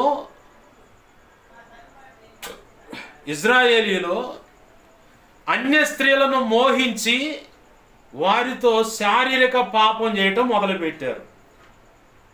అన్య స్త్రీలను మోహించి. ఎక్కడ జరిగింది ఈ సంభవం? సంఖ్యాకాండంలో కనపడుతుంది. బిలామును పిలుస్తాడు ఒక పెద్ద ఆయన. మంద వచ్చి పట్టదయ్యా, మాయదారి మంద. ఒక్కసారిగా అట్ట పోయిందంటే గొర్రెలు గనక మేసుకుంటా పోతే పంట భూమి కూడా బీడు భూమి అయిపోద్ది. బీడు అంటే నాగబెట్టిపోద్ది, మొత్తం తుడిసేసుకొని పోద్ది. అట్టున్నారు వాళ్ళు. గదిని వెళ్ళిపోతే బిలాము ఒక్క మాట వచ్చి వారిని చెప్పించు, బంగారం అను కొంతమంది అధికారులను పంపించాడు. దేవుడితో మాట్లాడి చెబుతాడు. ఓకే అన్నారు. వద్దు అంట దేవుడు. కాదు మళ్ళీ పోయారు. మళ్ళీ ఇంకొంచెం బంగారం, ఇంకొంచెం ఘనత కలిగిన అధికారులు వచ్చారు. మళ్ళీ దేవుడిని అడుగుతానండు. ఓకే అన్నారు. ఏందని? వద్దు అన్నాడు. సరే అని మళ్ళీ పంపించిండు. ఇంకా కొంచెం బంగారం, ఇంకా ఘనత కలిగిన అధికారులు. ఇక మనోడు ఉండబట్టలేక ప్రాణం, పద పద పద పద అని చెప్పని పోతుంటే ఎక్కడ మాట్లాడాడు దేవుడు? గాడిదను ఉపయోగపెట్టుకొని. నువ్వు ప్రవక్తవైనా, సేవకుడువైనా, ఏంది సంఘ పెద్దవైనా, పరిచారకులైనా, విశ్వాసులైనా, అయా తోపు, చురుము, బిషప్పు, డాక్టరేటు, గుంపులో గొర్రె, నతానేలు, దాని మెత్తనాలు, ఇవన్నీ కాదు. దేవుడు ఒకడికి బుద్ధి చెప్పాలంటే ఎవరినైనా వాడుకుంటాడు. అది బాగా గుర్తుపెట్టుకోవాలి. గాడిదను ముమ్మారు కొట్టంగానే నోరు తెలిసింది. అడుగుతుంది గాడిద, యజమానుడు ఎందుకు కొడుతున్నావు నన్ను? ఇన్ని సంవత్సరాల నుంచి నీ ఎదుట ఎంత నమ్మకంగా పనిచేసి ఎందుకు కొడుతున్నావు నన్ను అనగా, నాకు ఎదురు మాట్లాడుతాను, ఇంకా కొడుతుంది. కొద్ది దూరం పోయిన తర్వాత ఎదురుగా బాగా దూసిన ఖడ్గం పట్టుకుని ఉండవు పెద్ద మనిషి. గాడిద మాట్లాడిన తర్వాత అర్థమైంది ఆయనకి, ఎదురుగా సంహారపు దూత రెడీగా కాసుకొని ఉంది చంపటానికి. దైవ చిత్తానికి వేరుగా ఏ ప్రయాణమైనా, ఏ పనైనా, ఏ నిర్ణయమైనా సరే దేవుడు పంపించాడు సంహారపు దూతని. కానీ ఎందుకు వాడు మాట వింటలేదు, ఆ పిల్ల మాట వింటలేదు, వాడు మాట వింటలేదు అని ఆ దైవజనుడు ఎవరినైనా సరే దాంట్లో ఇప్పుడు ఈ బిలాం అనేవాడు గారడి విద్య చేసేవాడు. వాడి దగ్గరకు వచ్చిండు దేవుడు. పద్ధతిగా మాట్లాడుచునగా, మర్యాదగా ఉండొచ్చుగా, ఒక మంచి పేరుందిగా. అబ్బాయి మనం ఆడ ఉంటాం, మరి ఒళ్ళు అలా పొంగుతుంది కాబట్టి మంపు వదిలేయాలంటే గాడిద నోరు తెరిచాడు. నీకు కూడా మంపు వదిలేయాలంటే ఉన్నొకడు వాడుతాడు, దుర్బోధకుడో ఏంది, అన్యులను, మాంత్రికుడినో, పరిస్థితుల్లో, రోగమో, అప్పో, ఉన్నత పోవటమో, స్థలాలు ఎవడో ఒకడు లాక్కోవటమో, ఏదో పరిస్థితుల్లో నుంచి నీతో మాట్లాడుతారు. అది పోయిన తర్వాత నీకు అర్థమైంది, అప్పుడు దాకా అర్థం కాదు ఆ మంపు. బిలాముతో చెప్పాడు, మర్యాద నేను చెప్పిందే బలుకు పాండు. పోయారు, మాట్లాడితే ఆశీర్వదించి వచ్చాడు. వస్తా బిలాం చేసిన పని ఏంటంటే, వాళ్ళ దేవుడు పరిశుద్ధుడు కాబట్టి ఆ పరిశుద్ధతను పాడు చేయి చాలు అన్ను. ఎలా అంటే, ఎలా అయిందిరా బాబా, కొన్ని సంవత్సరాల నుంచి వాళ్ళు అరణ్య యాత్ర మొదలుపెట్టారు, కానాను యాత్ర అని. భార్యాభర్తలు సరిగ్గా కలిసి ఉండటం కష్టం, ప్రయాణం ఉంది కాబట్టి మీ పిల్లలు అందంగా ఉన్నారుగా, చిన్నంగా వాళ్ళ ముందు డ్యాన్సులు వేయటం మొదలుపెట్టించు, చిందులేయటం మొదలుపెట్టించి ఇక వాడికి నచ్చినోడు తీసుకొని పోతాడు. అట్నే పోయారు వాళ్ళు. సంఖ్యాకాండంలో ఉంటుంది చూడండి ఆ మాట. అట్నే పోతే బిలాం ఇచ్చిన తప్పుడు నిర్ణయానికి బిలాం కూడా చచ్చాడు. యెహోషువ గ్రంథం 6వ అధ్యాయంలో కనపడుతుంది ఆ మాట. బిలాం ఇచ్చినటువంటి తప్పుడు నిర్ణయము, తప్పుడు సలహాను బట్టి బిలాం చచ్చాడు. సంఖ్యాకాండం 26, 22 అధ్యాయంలో ఉంటుంది ఈ మ్యాటర్ అంతా. ఏంది, బిలాము బాలాకుకు సలహా ఇచ్చాడు, నీకెందుకు ఇలా చేయి వాళ్ళు అట్నే ఇది అవుతారని చెప్పని. 25వ అధ్యాయం కాడ చూస్తే, 25వ అధ్యాయం కాడ చూడండి, ఇందాక మనం చదువుకున్న మూలవాక్యం 25వ అధ్యాయం మొదటి నుంచి చూడండి, అక్కడ కనపడుతుంది. ఇజ్రాయేలీలంట అన్య స్త్రీలను మోహించి వ్యభిచారము చెయ్యసాగిరి. ఆమెన్. ఈరోజు వ్యభిచారం ఎవరు చేస్తున్నారు పాస్టర్ గారు అంటే, మరి నువ్వు రక్షణ పొంది విగ్రహారాధన చేయటం కూడా వ్యభిచారమే. నీది కాని వేరొక స్త్రీని మోహించటం కూడా వ్యభిచారమే. నీది కాని వేరొక పురుషుని మోహించటం కూడా వ్యభిచారమే. ఆశతో, ఏ ఆశ? శరీర ఆశ కలిగి అలా చూస్తే చాలు, ఆ క్షణం మంది ఆమెతో అతనుతో ఆమె పాపం చేసినట్టు అన్నాడు యేసయ్య. ధన్యతలు మత్తయి 5వ అధ్యాయంలో ధన్యతల ప్రసంగం అంటారు, అక్కడ రాసి ఉంటుంది చూడండి. ఇక్కడ మనం చదువుకున్న మూలవాక్యం, ఫీనెహస్సు ఖడ్గం దూసి వాళ్ళని చంపడానికి కారణం ఎక్కడుందంటే ఇక్కడ ఉంది చూడండి. సంఖ్యాకాండం 25వ అధ్యాయము 10వ వచనం, 11వ వచనం చూడండి. వారి మధ్యను నేను ఓర్వలేని దానిని తాను ఓర్వలేకపోవటం వలన ఇజ్రాయిలుల మీద నుండి నా కోపం మళ్లించిన గనుక నేను ఓర్వలేకయుండియు ఇజ్రాయిలును నశింపజేయలేదు. ఎవరు చేశారు ఈ పని? 10వ వచనంలో చూడండి. ఫీనెహసు మాంసంగా లేచి 7వ వచనంలో చూస్తే మనకి అది ఆ మాట అర్థమైంది. 7వ వచనంలో ఉంటుంది, ఫీనెహస్ అది చూచి సమాజంలోని లేచి ఈటెను చేత పట్టుకొని పడక చోటికి ఆ ఇజ్రాయిలును వెంబడి వెళ్ళి ఆ ఇద్దరిని అనగా ఇజ్రాయేలుని ఆ స్త్రీని కడుపులో గుండా దూసిపోవునట్లు పొడిచెను. ఆమెన్, హల్లెలూయా. సబ్జెక్ట్లోకి వస్తున్నాం. దేవుడు తన కృప ద్వారా మరి లేఖనపు కాంచులోంచి మనందరితో స్పష్టంగా తన చిత్త ప్రకారం మాట్లాడును గాక. ఆమెన్, హల్లెలూయా. ఇప్పుడు ప్రసంగం మొదలవుతుంది. ఫీనెహస్ అట తన చూసినటువంటి ఇశ్రాయేలీల మధ్యలో ఓరవలేని ఒక సంగతి జరిగింది. ఈరోజు క్రైస్తవ సమాజంలో, సంఘాల్లో నీవు సంఘ సభ్యురాలుగా ఉన్నావు. మొదటిగా క్రీస్తు రక్తంలో కడగబడినటువంటి వ్యక్తిగా నువ్వు ఉన్నావు. నీ సంఘంలో నీ సంఘ సభ్యులే దుర్మార్గంగా బ్రతుకుతూ ఉంటే నిమ్మకు నీరెచ్చినట్టుగా మౌనంగా నాకు బట్టలేదు, నా కులం కాదు, నా ఓళ్ళు కాదు, నా వర్గం కాదు, నాకు సంబంధం లేదు, వాళ్ళతో నాకు అసలు మాటలే లేవు కాబట్టి ఎవడు దారిని వాడే పోచడు, గుంపులో గొర్రెలు నలుగురితో నచ్చనేలు, నాకు సంబంధం లేదు, నా భక్తితో నేను చేసుకుంటానంటే బాగా గమనించు, యేసు నామములో ప్రభు ఖచ్చితంగా నిన్ను ప్రశ్నిస్తాడు. ఫీనెహాసు ఎలాగైతే తెగబడ్డాడో అక్రమాన్ని ఓరవలేక, అంటే ఇప్పుడు నేను ఈట తీసుకొని పొడవాలంటే పొడవమని కాదు తల్లు, అయ్యా పొడవమని కాదు, ఆ ఓరవలేని తనం అనేటువంటి మనస్సు కలిగి మోకాళ్ళేసి ఉపవాసం ఉండి, ప్రభువా నీ నామానికి అవమానం వస్తూ ఉంది, నీ దాసునికి తలవంపులు వస్తూ ఉన్నాయి, సంఘానికి చెడ్డ పేరు వస్తూ ఉంది, ఎన్నాళ్ళు ఇలా రెండు రకాలుగా ప్రయాణము, దేవా దర్శించు, వారిని సరిచేయి, మార్చు అని చెప్పని నువ్వు కడుపు కట్టుకొని, కొండ కట్టుకొని కాదు కడుపు కట్టుకొని ఉపవాసాన్ని ప్రతిష్ఠించుకొని నువ్వు ప్రార్థన చేయాల. నేను మాట్లాడుతున్నా, నేను చేశాను కాబట్టి చెబుతున్నా మాట. సంఘం ఎలా పడితే అలా ఉంటుంటే నానా రకాలుగా సంఘానికి దైవజనులకి ఏంది దేవుని నామానికి అవమానకరంగా కొందరి వల్ల జరుగుతూ ఉంటే పరిస్థితులుంటే ఉపవాసం వేసుకొని ప్రార్థన చేశాను. నేను ఉపవాసం వేసుకొని ప్రార్థన చేసి, నువ్వు చచ్చిన క్రైస్తవురాలుగా ఉన్నావు, చచ్చిన క్రైస్తవుడుగా ఉన్నావు, బాధ్యత లేని క్రైస్తవులుగా ఉన్నారు. ఒకడు దారి తప్పి బ్రతుకుతున్నాడంటే సంఘం మా సంఘమేనండి చెబుతాం, మళ్ళీ ఎవడని చస్తే పలానా సంఘం అండి, పలానా దైవజనుడు అండి, ఆ సంఘానికి వెళ్తారు బాగానే చదువుగా, పిచ్చి పిచ్చి వేషాలు వేస్తున్నప్పుడు మరెందుకు నువ్వు మోకాళ్ళు వేయట్లేదు అంటే నీకు బాధ్యత లేదు.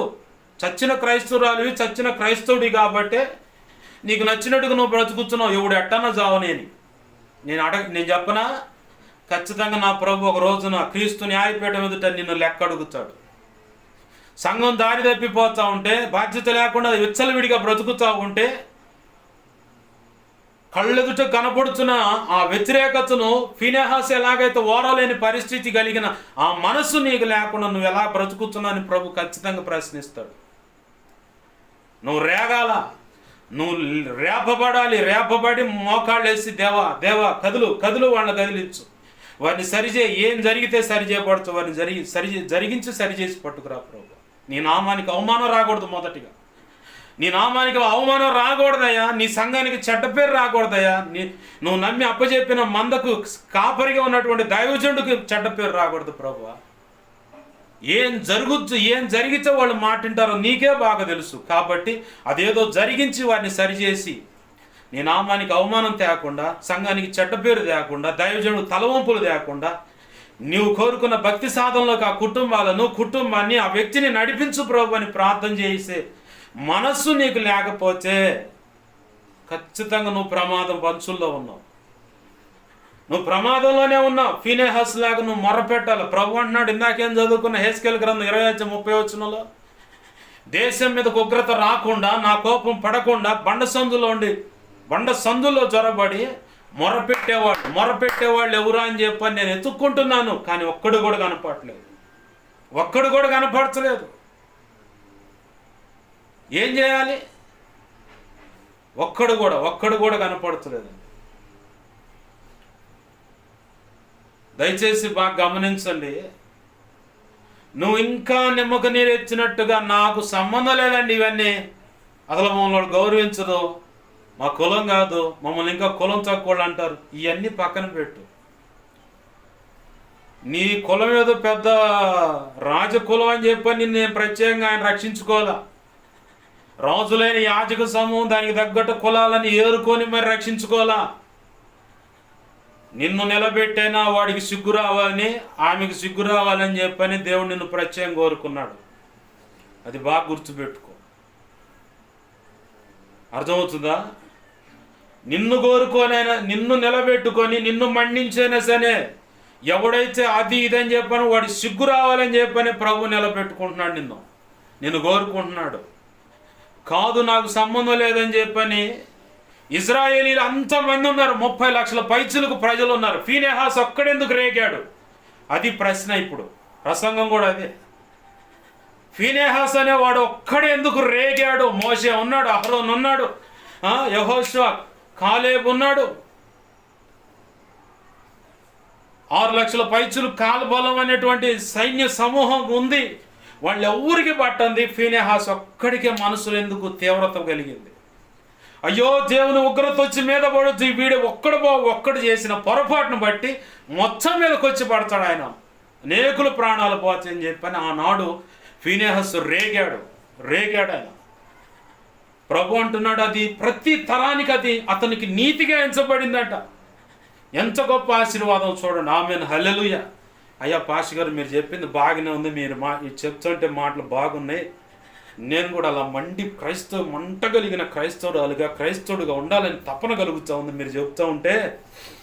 కాకపోతే నేను మోకాలు వేసి నిలబడితే మా ఇంట్లో వాళ్ళు ఒప్పుకోరండి. మా సంఘంలో ఇదిగో భక్తురాలు మొదలైందండి, భక్తులు మొదలైంది అని చెప్పని మమ్మల్ని పొడుస్తున్నారండి. పొడుస్తారు, ఏసైనే పొడిచారు, నిన్ను పొడవటం పెద్ద ఇదే ఉంది. ఈ మాటలు అందిస్తున్న నన్ను కూడా పొడిచారు. ఎన్నాళ్ళు ఉంటాడో చూస్తాం, భక్తుడు అన్నారు. అన్నా కూడా ఆడే ఉండు. నాకు తెలిసి ఒక పెద్ద ఆయన ఉండు, ఇప్పుడు అదే వ్యాపారం చేస్తున్నా, అదే స్థితిలో ఉండు ఆయన, ఏం మార్పు లేదు. నేను రక్షణలోకి వచ్చినప్పుడు ఏందంటే ఈడు నిన్నగాక మొన్న వచ్చి అండు. షావులోకి వచ్చిన తర్వాత షావు అంటే ఇంతమంది ఉండి అంతమంది ఉండాలి, అదేం షావా అండు. ఆయన లెక్కలేంది షావు అని మొదలు పెట్టగల ఒక 100 మంది గుంపేసుకొని తిరగాల షావు అంటే అనుకుంటుండే ఆయన. ప్రారంభ షావులో ఎవరిని కూడా అంత తేలిగ్గా దేవుడు అప్పచెప్పడు.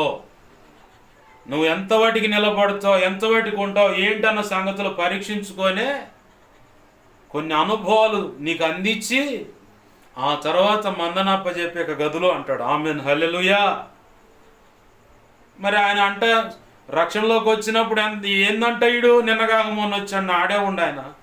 షావులోకి వచ్చిన తర్వాత ఏం షావా, ఎవడు లేకుండా షావు ఏందండు.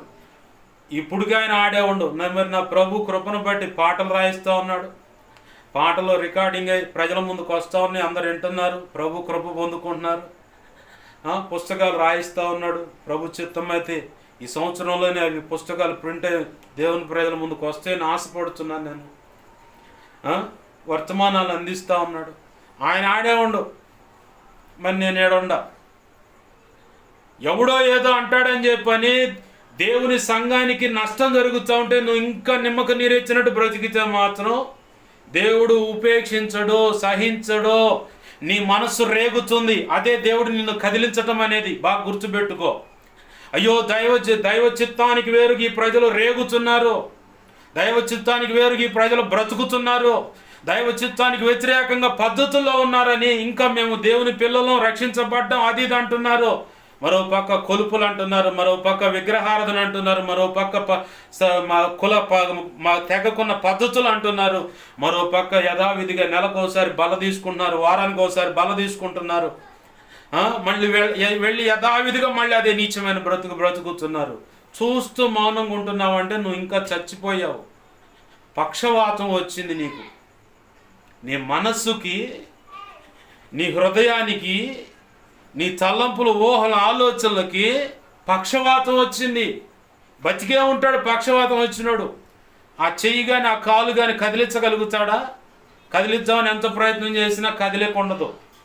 నోరు పక్కకు బాచి నాలుగు మాట సరిగా రాదు. పక్షవాతం వచ్చినాడు పరిస్థితి అన్నీ చూస్తూనే ఉంటాడు. పెళ్ళాం దుర్మార్గత చూస్తూనే ఉంటాడు. ఏది మొగుడు పక్షవాతం వస్తే లేదు, పెళ్ళానికే పక్షవాతం వస్తే మొగుడు దుర్మార్గత చూస్తాను. మంచంలో కూర్చొని ఎంత బిర్రగా బిగుసుకున్న ఏదో చేద్దానికి ఏం ఉపయోగం? కదలికలేవు, చచ్చిపోయిన పరిస్థితి, చచ్చుబడిపోయిన పరిస్థితి. ఇలాంటి వాళ్ళని చూస్తే నేను చెప్పే మాట ఇదే, నీకు పక్షవాతం వచ్చింది, నీ మనసుకు పక్షవాతం వచ్చింది, నీ హృదయానికి పక్షవాతం వచ్చింది, నీ తలంపుల ఊహల ఆలోచనలకు పక్షవాతం వచ్చింది. కాబట్టే కదలిక లేక మనస్సు ఉద్రేకపడుతుంది, కానీ క్రియల్లోకి రావట్లా. చేద్దామంటే వాడేమంటాడు, ఈడేమంటాడు, అదేమంటుంది, ఇదేమంటుంది, ఆ పనికి మాలింది కారు కోతలకు వస్తారు, ఈ లెక్కలు వేసుకుంటున్నారు. కానీ ఎవడు ఏమన్నా కానీ నా ప్రభు సేవకు అవమానం కలుగుతుంది, సంఘానికి అవమానం కలుగుతుంది, దైవజనుడు తలవంపులు వస్తున్నాయి, అన్యులు నిందిస్తున్నారు ఈ కార్యాలను బట్టి. ఫీనెహాస్ చంపటానికి అసలు కారణం ఏందో తెలుసా?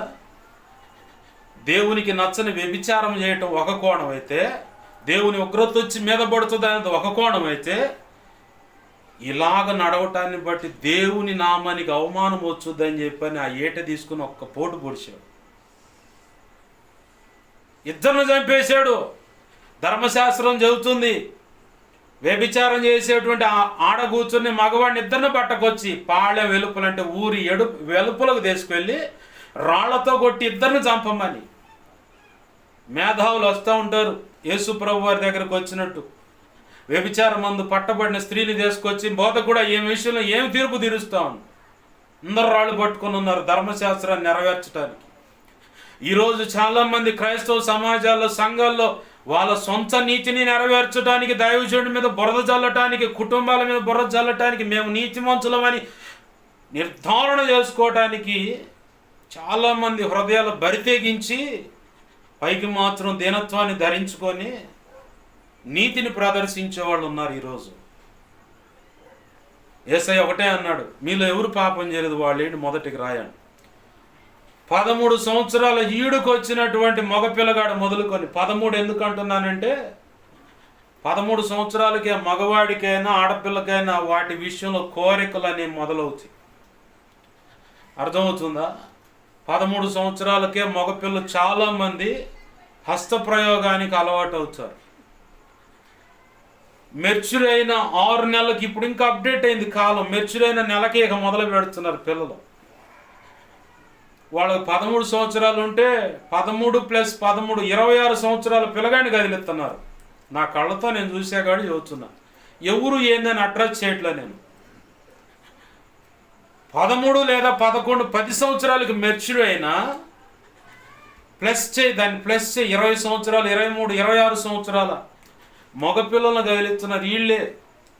వాడు ఆడకు వచ్చిందంటే బర్ర పరిగెత్తుకుంటూ వచ్చి వాడు ఎదురుగా నిలబడి పళ్ళకి లెచ్చ, వాడికి ఇలా చూస్తా, వీళ్ళే నోట్లు కొనుక్కోవటం కూడా. వారి దుర్మార్గుడు ఇవన్నీ చూస్తావంటే మరి నేను అన్నీ అబ్జర్వ్ చేస్తాను. ఎందుకంటే ప్రార్థన చేయాలి కాబట్టి. ఎవడైనా ఇట్లాంటి వింత పోకూడదు అంటే ఇలానే ఎగ్జాంపుల్ చేయాలి కాబట్టి, నీకు అర్థమయ్యేలా చెప్పాలి కాబట్టి మరి అవసరం కదా ఇవన్నీ. అవసరం కాబట్టి చెబుతున్నా, చూస్తుంది కూడా అందుకే. నేను ఆ వ్యక్తుల పేర్లు పలానా అడ్రస్ చేస్తే మా పిల్లలు మా గురించి చెబుతున్నారు అనుకోవచ్చు. నేను వ్యక్తులను అడ్రస్ చేయట్లా, వయసును అడ్రస్ చేస్తున్నా.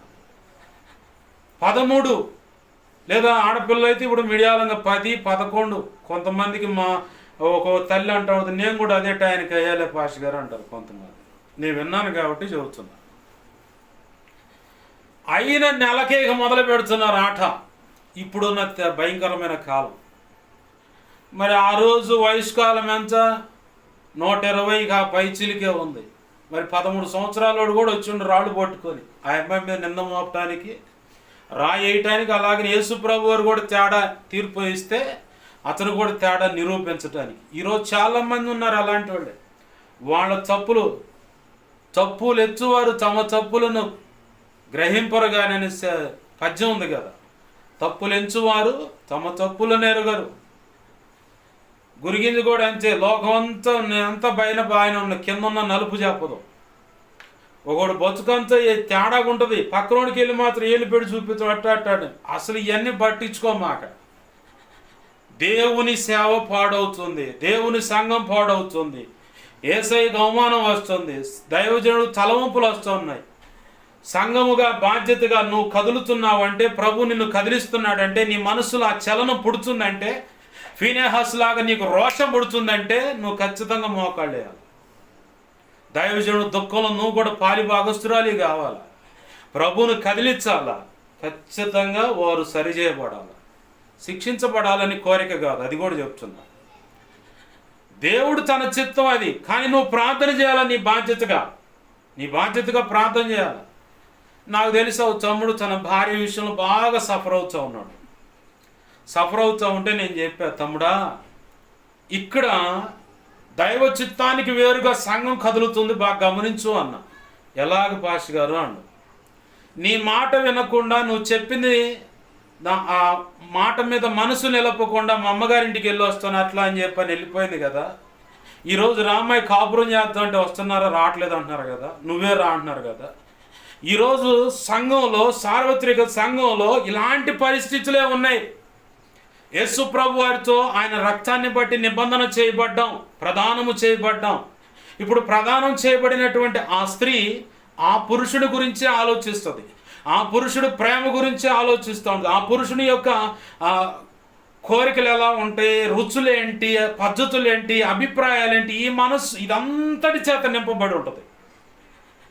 కానీ ఈరోజు నీ భార్య నీతో కాపురం చేసి 2 పిల్లలు కన్నా తర్వాత నువ్వు కాదని వెళ్ళిపోయిందంటే, ఈరోజు క్రైస్తవ సభ్య సమాజంలో కొంతమంది భక్తులు వాళ్ళ పద్ధతులు కూడా ఇలాగనే ఉన్నాయి, గమనించావా అన్న. నువ్వు నేర్చుకునే పాఠం ఉంటే నీ చుట్టూ అలుముకున్న పరిస్థితుల్లో నుంచే సార్వత్రిక సంఘం గురించి కొన్ని విలువైన సంగతులు నా ప్రభు నీకు బోధిస్తాడు. అవును పాష గారు, మీకు ఎలా తెలుసు అంటే, నన్ను అభిషేకించిన దైవజనుడి దగ్గర చూసి నేర్చుకుంది. మొట్టమొదటిగా యేసయ్యే గురువు, పరిశుద్ధాత్మ రూపంలో మన మధ్యలోకి వచ్చి మనలో ఉండి నడిపిస్తున్నాడు, ఆయన గురువు. అలాగే కొంతమంది దైవజనులు నీకు సంఘం కాపరిగిస్తే ఆయన నీకు గురువు. నేను చేయాల్సిన సేవకు ఆయన మోడల్గా నాకు దేవుడు చూపించాడు కాబట్టి ఆయన నాకు గురువుగా ఉన్నాడు. ఆత్మీయత అంటే ఆయన దగ్గర నేర్చుకున్న విషయాలు ఆయన దగ్గర నేర్చుకున్నా, బాప్తీసం ఇచ్చిన దైవజనుడి దగ్గర నేర్చుకోవాల్సింది నేర్చుకున్నా, కొంతమంది దైవజనుల దగ్గర తీసుకోవాల్సింది నేను తీసుకున్నా. ప్రతి చిన్న పిల్లగాడి కానించి పెద్దోళ్ళ దాకా ప్రతి విషయం నేర్చుకుంటానే ఉంటాను, తీసుకుంటానే ఉంటాను. మొన్న పూలకోట అబ్బాయి కలిశాడు, అన్న పాటలు రాశాడు అని చెప్పని ఒక పిల్లగాడు పరిచయం చేశాడు. ఓ సహోదరుడి కోసమే నేను ప్రత్యేకంగా వెళ్తాను, ఎందుకంటే ప్రోత్సహించడానికి, ఆ వ్యక్తిని బలపరచడం. దేవుని పని ఇక్కడ ఆపి నేను అక్కడికి వెళ్తున్నానంటే దేవుడు చెబితేనే వెళ్తాను, దేవుడు చెప్పకుండా అంత తేలిక నేను పరిగెత్తను. ఎందుకంటే ప్రార్థన విలువైందే, ఆ వ్యక్తిని ప్రోత్సహించడం కూడా విలువైందే. ఆ వ్యక్తిని ప్రోత్సహించడం విలువైంది కూడా కొంచెం తక్కువే, ఈ ప్రార్థన ఎక్కువ. కానీ ప్రభు అన్నాడు వెళ్ళు అన్నాడు. వెళ్ళంటే నేను అక్కడికి వెళ్ళటం ముఖ్యమని ప్రభు చిత్తమైనది. ఆ కారణాన్ని బట్టి అలా వెళ్తూ ఆ వ్యక్తిని ప్రోత్సహించి వస్తూ ఉంటాను. అక్కడ భాగంలో ఒక అతను కలిశాడు, గోపిరెడ్డి శ్రీనివాసరెడ్డి మాజీ ఎమ్మెల్యే గారి మీద ఒక పాట రాసి, అడుగడుగో గోపిరెడ్డి అల్లడుగో గోపిరెడ్డి. ఆ పాట రాసిన అబ్బాయి పూలకొట్టు అబ్బాయి. నేను అడగ భాగంగానే పాటలు ఎలా రాస్తారు, ఏంది అది ఇది అని చెప్పుకొచ్చాడు. తన వర్షంలో తను అన్నీ విన్నా, చెప్పన్నా ఇసిగిస్తున్నానా అండి, ఏమి లేదు, నువ్వు ఎన్ని చెబుతాను వింటాను, నేర్చుకుంటాను నీ దగ్గర. ఆ తర్వాత నా అనుభవాలు, నేను ఒక వ్యక్తికి సహాయపడే విధానము, వాస్తవం ఆయనదే. ఇప్పుడు నన్ను అభిషేకించిన దైవజనుడి దగ్గర నేను నేర్చుకున్న ఇవన్నీ. తానే తినటం కష్టమైన కటకట పరిస్థితుల్లో కొంతమందికి అడ్డం ఉండి కోట్ల రూపాయలు, లక్షల్లో అప్పులుగా ఇప్పిస్తే వాళ్ళు కట్టకపోతే ఈయన కడుతున్నా. ఇప్పుడు ఆయన 3 కోట్ల అప్పు ఉందంటాడు ఆయన కదిలితే. ఇప్పుడు ఎవరి వల్ల అయినాయి అంటే నా పరిచర్య వల్ల కాలేదు, పుస్తకాల వల్ల కాలేదు, కానీ ఫలానా వ్యక్తికి సహాయం అని చెప్పంటే వస్తే ఇచ్చాను, వాడు కట్టకపోతే నేను కడుతున్నా డబ్బులు అని. కొన్ని వృద్ధాశ్రయాలు ఉన్నాయి, అనాథ శరణాలు నడుస్తూ ఉన్నాయి. బ్లడ్ బ్యాంకు సంబంధించి ట్రస్ట్ ఒకటి నడుస్తూ ఉంది. ఆకలి బాధల్లో ఉన్న దైవజనులను ఆదుకోవటానికి, ఆపదన్న వారికి సహాయపడటానికి ట్రస్టులు ఉన్నాయి. ఆయన దగ్గర చూసి నేర్చుకునే. నేను చెప్పాయా, నాకు ఒక రోజు ఇట్లా బియ్యం బస్తా వచ్చింది. వాస్తవాన్ని నేను మంచి బియ్యం తినాలి నాకున్న ఆరోగ్య పరిస్థితిని బట్టి. కానీ నాకు కాదు, ఫలానా వాడికి కావాలని నేను ఇచ్చేసాను, ఆ వ్యక్తికి ఇచ్చి పంపించానని చెప్పి నా సాక్ష్యం అని చెప్పగానే తెల్లారి మళ్ళీ నిన్న పోతే సహోదరుడు చెప్తా ఉన్నాడు, ఇలా మాట్లాడాము ఇలా అన్నా. నేను ముందే చెప్పా, ఆ రోజు రాత్రి చెప్పా, ఫోన్ చేసి, ఆ పిల్లగాడు ఫోన్ చేసి విసిగిచ్చాడు. ఏంటంటే తనకి ఎలాంటి సేవకుడు కావాలో ఆ సేవకుడిని ఎత్తుకుంటున్నాడు, నేను మాట్లాడిన దాన్ని బట్టి ఆల్రెడీ దొరికాడు అనుకుంటున్నాడు అని చెబుతున్నానయ్యా. నాకు కూడా దేవుడి సేవకు కావాల్సిన కొలతలున్న వ్యక్తి అతను. దేవుని పనిలో నాకు ఇచ్చిన దర్శనానికి తగ్గట్టు కొలతలు ఉన్నాయి అతని దగ్గర, వస్తాడు ఖచ్చితంగా అని చెప్పానంటే మళ్ళీ రాత్రి పోతే అయ్యే చెబుతుండే. అతని నోటి నుంచి ఆ సాక్ష్యం ఇంకా ఇలా రాత్రి ఇదే టైం అప్పుడు ఆడ కూర్చొని మాట్లాడుతూ ఉన్నాడంట. విన్నాడు. వినంగా నాకు ఫోన్ చేయగా నేను పోయా. ఏంటంటే ఇటు సంగతి పాష్ గారు రాత్రి మీరు చెప్పారు అదే చెబుతున్నాడు ఆ అబ్బాయి. ఇటు సంగతి నాకు లాంటి కొలతలు కలిగిన సేవకుడు కావాలనుకున్న ఆ కొలతలు కలిగిన సేవకుడు ఇతను అందరికంటే డిఫరెంట్గా ఉన్నాడని అతను సాక్ష్యం ఇస్తాం. దేవునికి మహిమ కలుగును గాక. హల్లెలూయా. ఈ సాక్ష్యం పొందటానికి నేను ఎన్ని పాటలు పాడ్డాను నాకు ఆయనకు తెలియదు. నిజం, ఎన్ని వ్యతిరేకతలో, ఎన్ని తృణీకారాలో, ఎన్ని అవమానాలు అయినా సరే దేవుని ఎదురు నిలబడితే వాళ్ళందరికీ దక్కన ఉన్నతమైన కృప నా ప్రభు కృపను బట్టి నాకు దక్కింది. ఆమేన్. హల్లెలూయా. ఈరోజు నువ్వు ఫీనేహాస్ లాగా నువ్వు నిలబడకపోతే హెస్కేల్ గ్రంథంలో గనక ప్రభు ఆశిస్తున్నట్టుగా ఏమన్నాడు అక్కడ చదువుదాం రండి, చూద్దామండి. హెస్కేల్ గ్రంథము 22వ అధ్యాయము 30వ వచనాన్ని చూడండి. అక్కడ ఏం రాసి ఉంది? నేను దేశమును పాడు చేయకుండానట్లు ప్రాకారమును దిట్టపరచుటకును బద్దలైన సందులలో నిలుచుటకు తగినవాడెవడని ప్రాకారమును దిట్టపరచుటకును అన్న మాటకు అసలు అర్థం ఏంటంటే ప్రార్థన. ఆమేన్. హల్లెలూయా. ప్రార్థన చేసేవాళ్ళు ఎవరు? దేశం మీదకు ఉగ్రత. ఏమన్నాడు ఆయన? పాడు చేయుటకు, పాడు చెయ్యకుండునట్లు, అంటే పాడు చేయాలనే ఉద్దేశం ఉంది.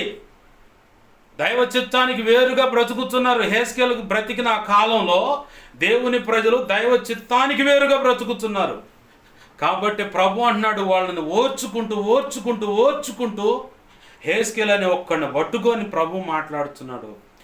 నేను దేశమును పాడు చేయకుండానట్లు ప్రాకారాన్ని దిట్టపరచుట అంటే బాయ్ ఆ గోడ కొంచెం ఒరిగిందిరా, సరిగా అవకాశం అయితే పడగొట్టి మళ్ళీ కట్టు, కరెక్ట్గా కట్టు. ఇప్పుడు మరి కొత్తగా వస్తుంది టెక్నికల్గా అంతా పిల్లర్ పోయి బెల్ట్ పోయి ఆ మూలలో పిల్లర్ లేపు, ఈ పక్కన పిల్లర్ లేపు, ఖచ్చితంగా తోకానికి గట్టు అంటారు కదా. ఆ టైపులో దాన్ని దిట్టపరచడం అంటే స్థిరపరచటం. ప్రాకారాన్ని దిట్టపరచుటకు అంటే ప్రాకారం అంటేనే ప్రార్థన. నువ్వు చేయట్లా అనుదినం ప్రార్థన? అయ్యా నా భార్య చుట్టూరు, నా భర్త చుట్టూరు, అయ్యా మా పిల్లల చుట్టూరు, మా అమ్మ నాన్న చుట్టూ, మా అత్త మామల చుట్టూరు, అయ్యా మా కుటుంబ సభ్యుల చుట్టూరు, సంఘం చుట్టూరు, సేవకుడు చుట్టూరు, ఈ ఇంటి చుట్టూరు, కలిగిన సమస్తం చుట్టూరు, ఈ కాలనీ, పట్టణం, రాష్ట్రం, దేశం చుట్టూ సిలువ రక్తాన్ని, రక్షణ కంచెని, అగ్ని కంచెని కంచెగా వేయి ప్రభు. నీవి అగ్ని ప్రాకారమే ఉండయా.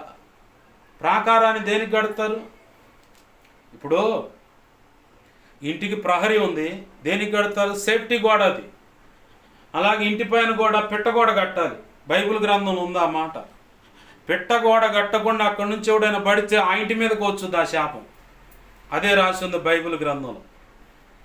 ఇజ్రాయేలీలు చెప్పిన కట్టడల్లో, పద్ధతుల్లో, బ్రతికే తీరు విధానం, ఇల్లు కట్టుకునే విధానంలో ఈ మాట కూడా ఉంది. ఏ మాట? దేవునికి మహిమ కలుగును గాక. హల్లెలూయా.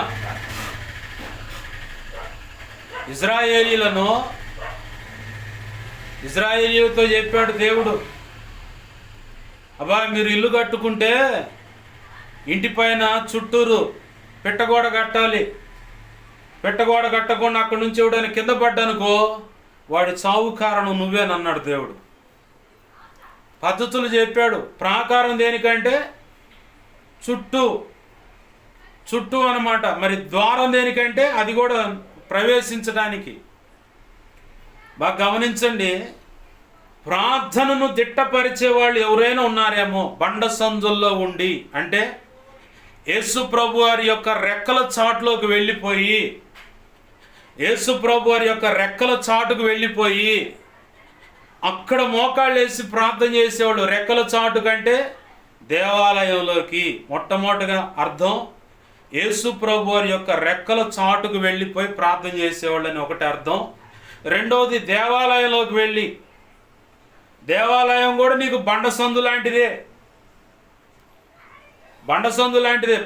పరమగీతాల్లో ఉంటూ ఒక మాట ఉంటుంది, పేటు బీటల సందులో ఉండు పావురమా అని అంటుంది.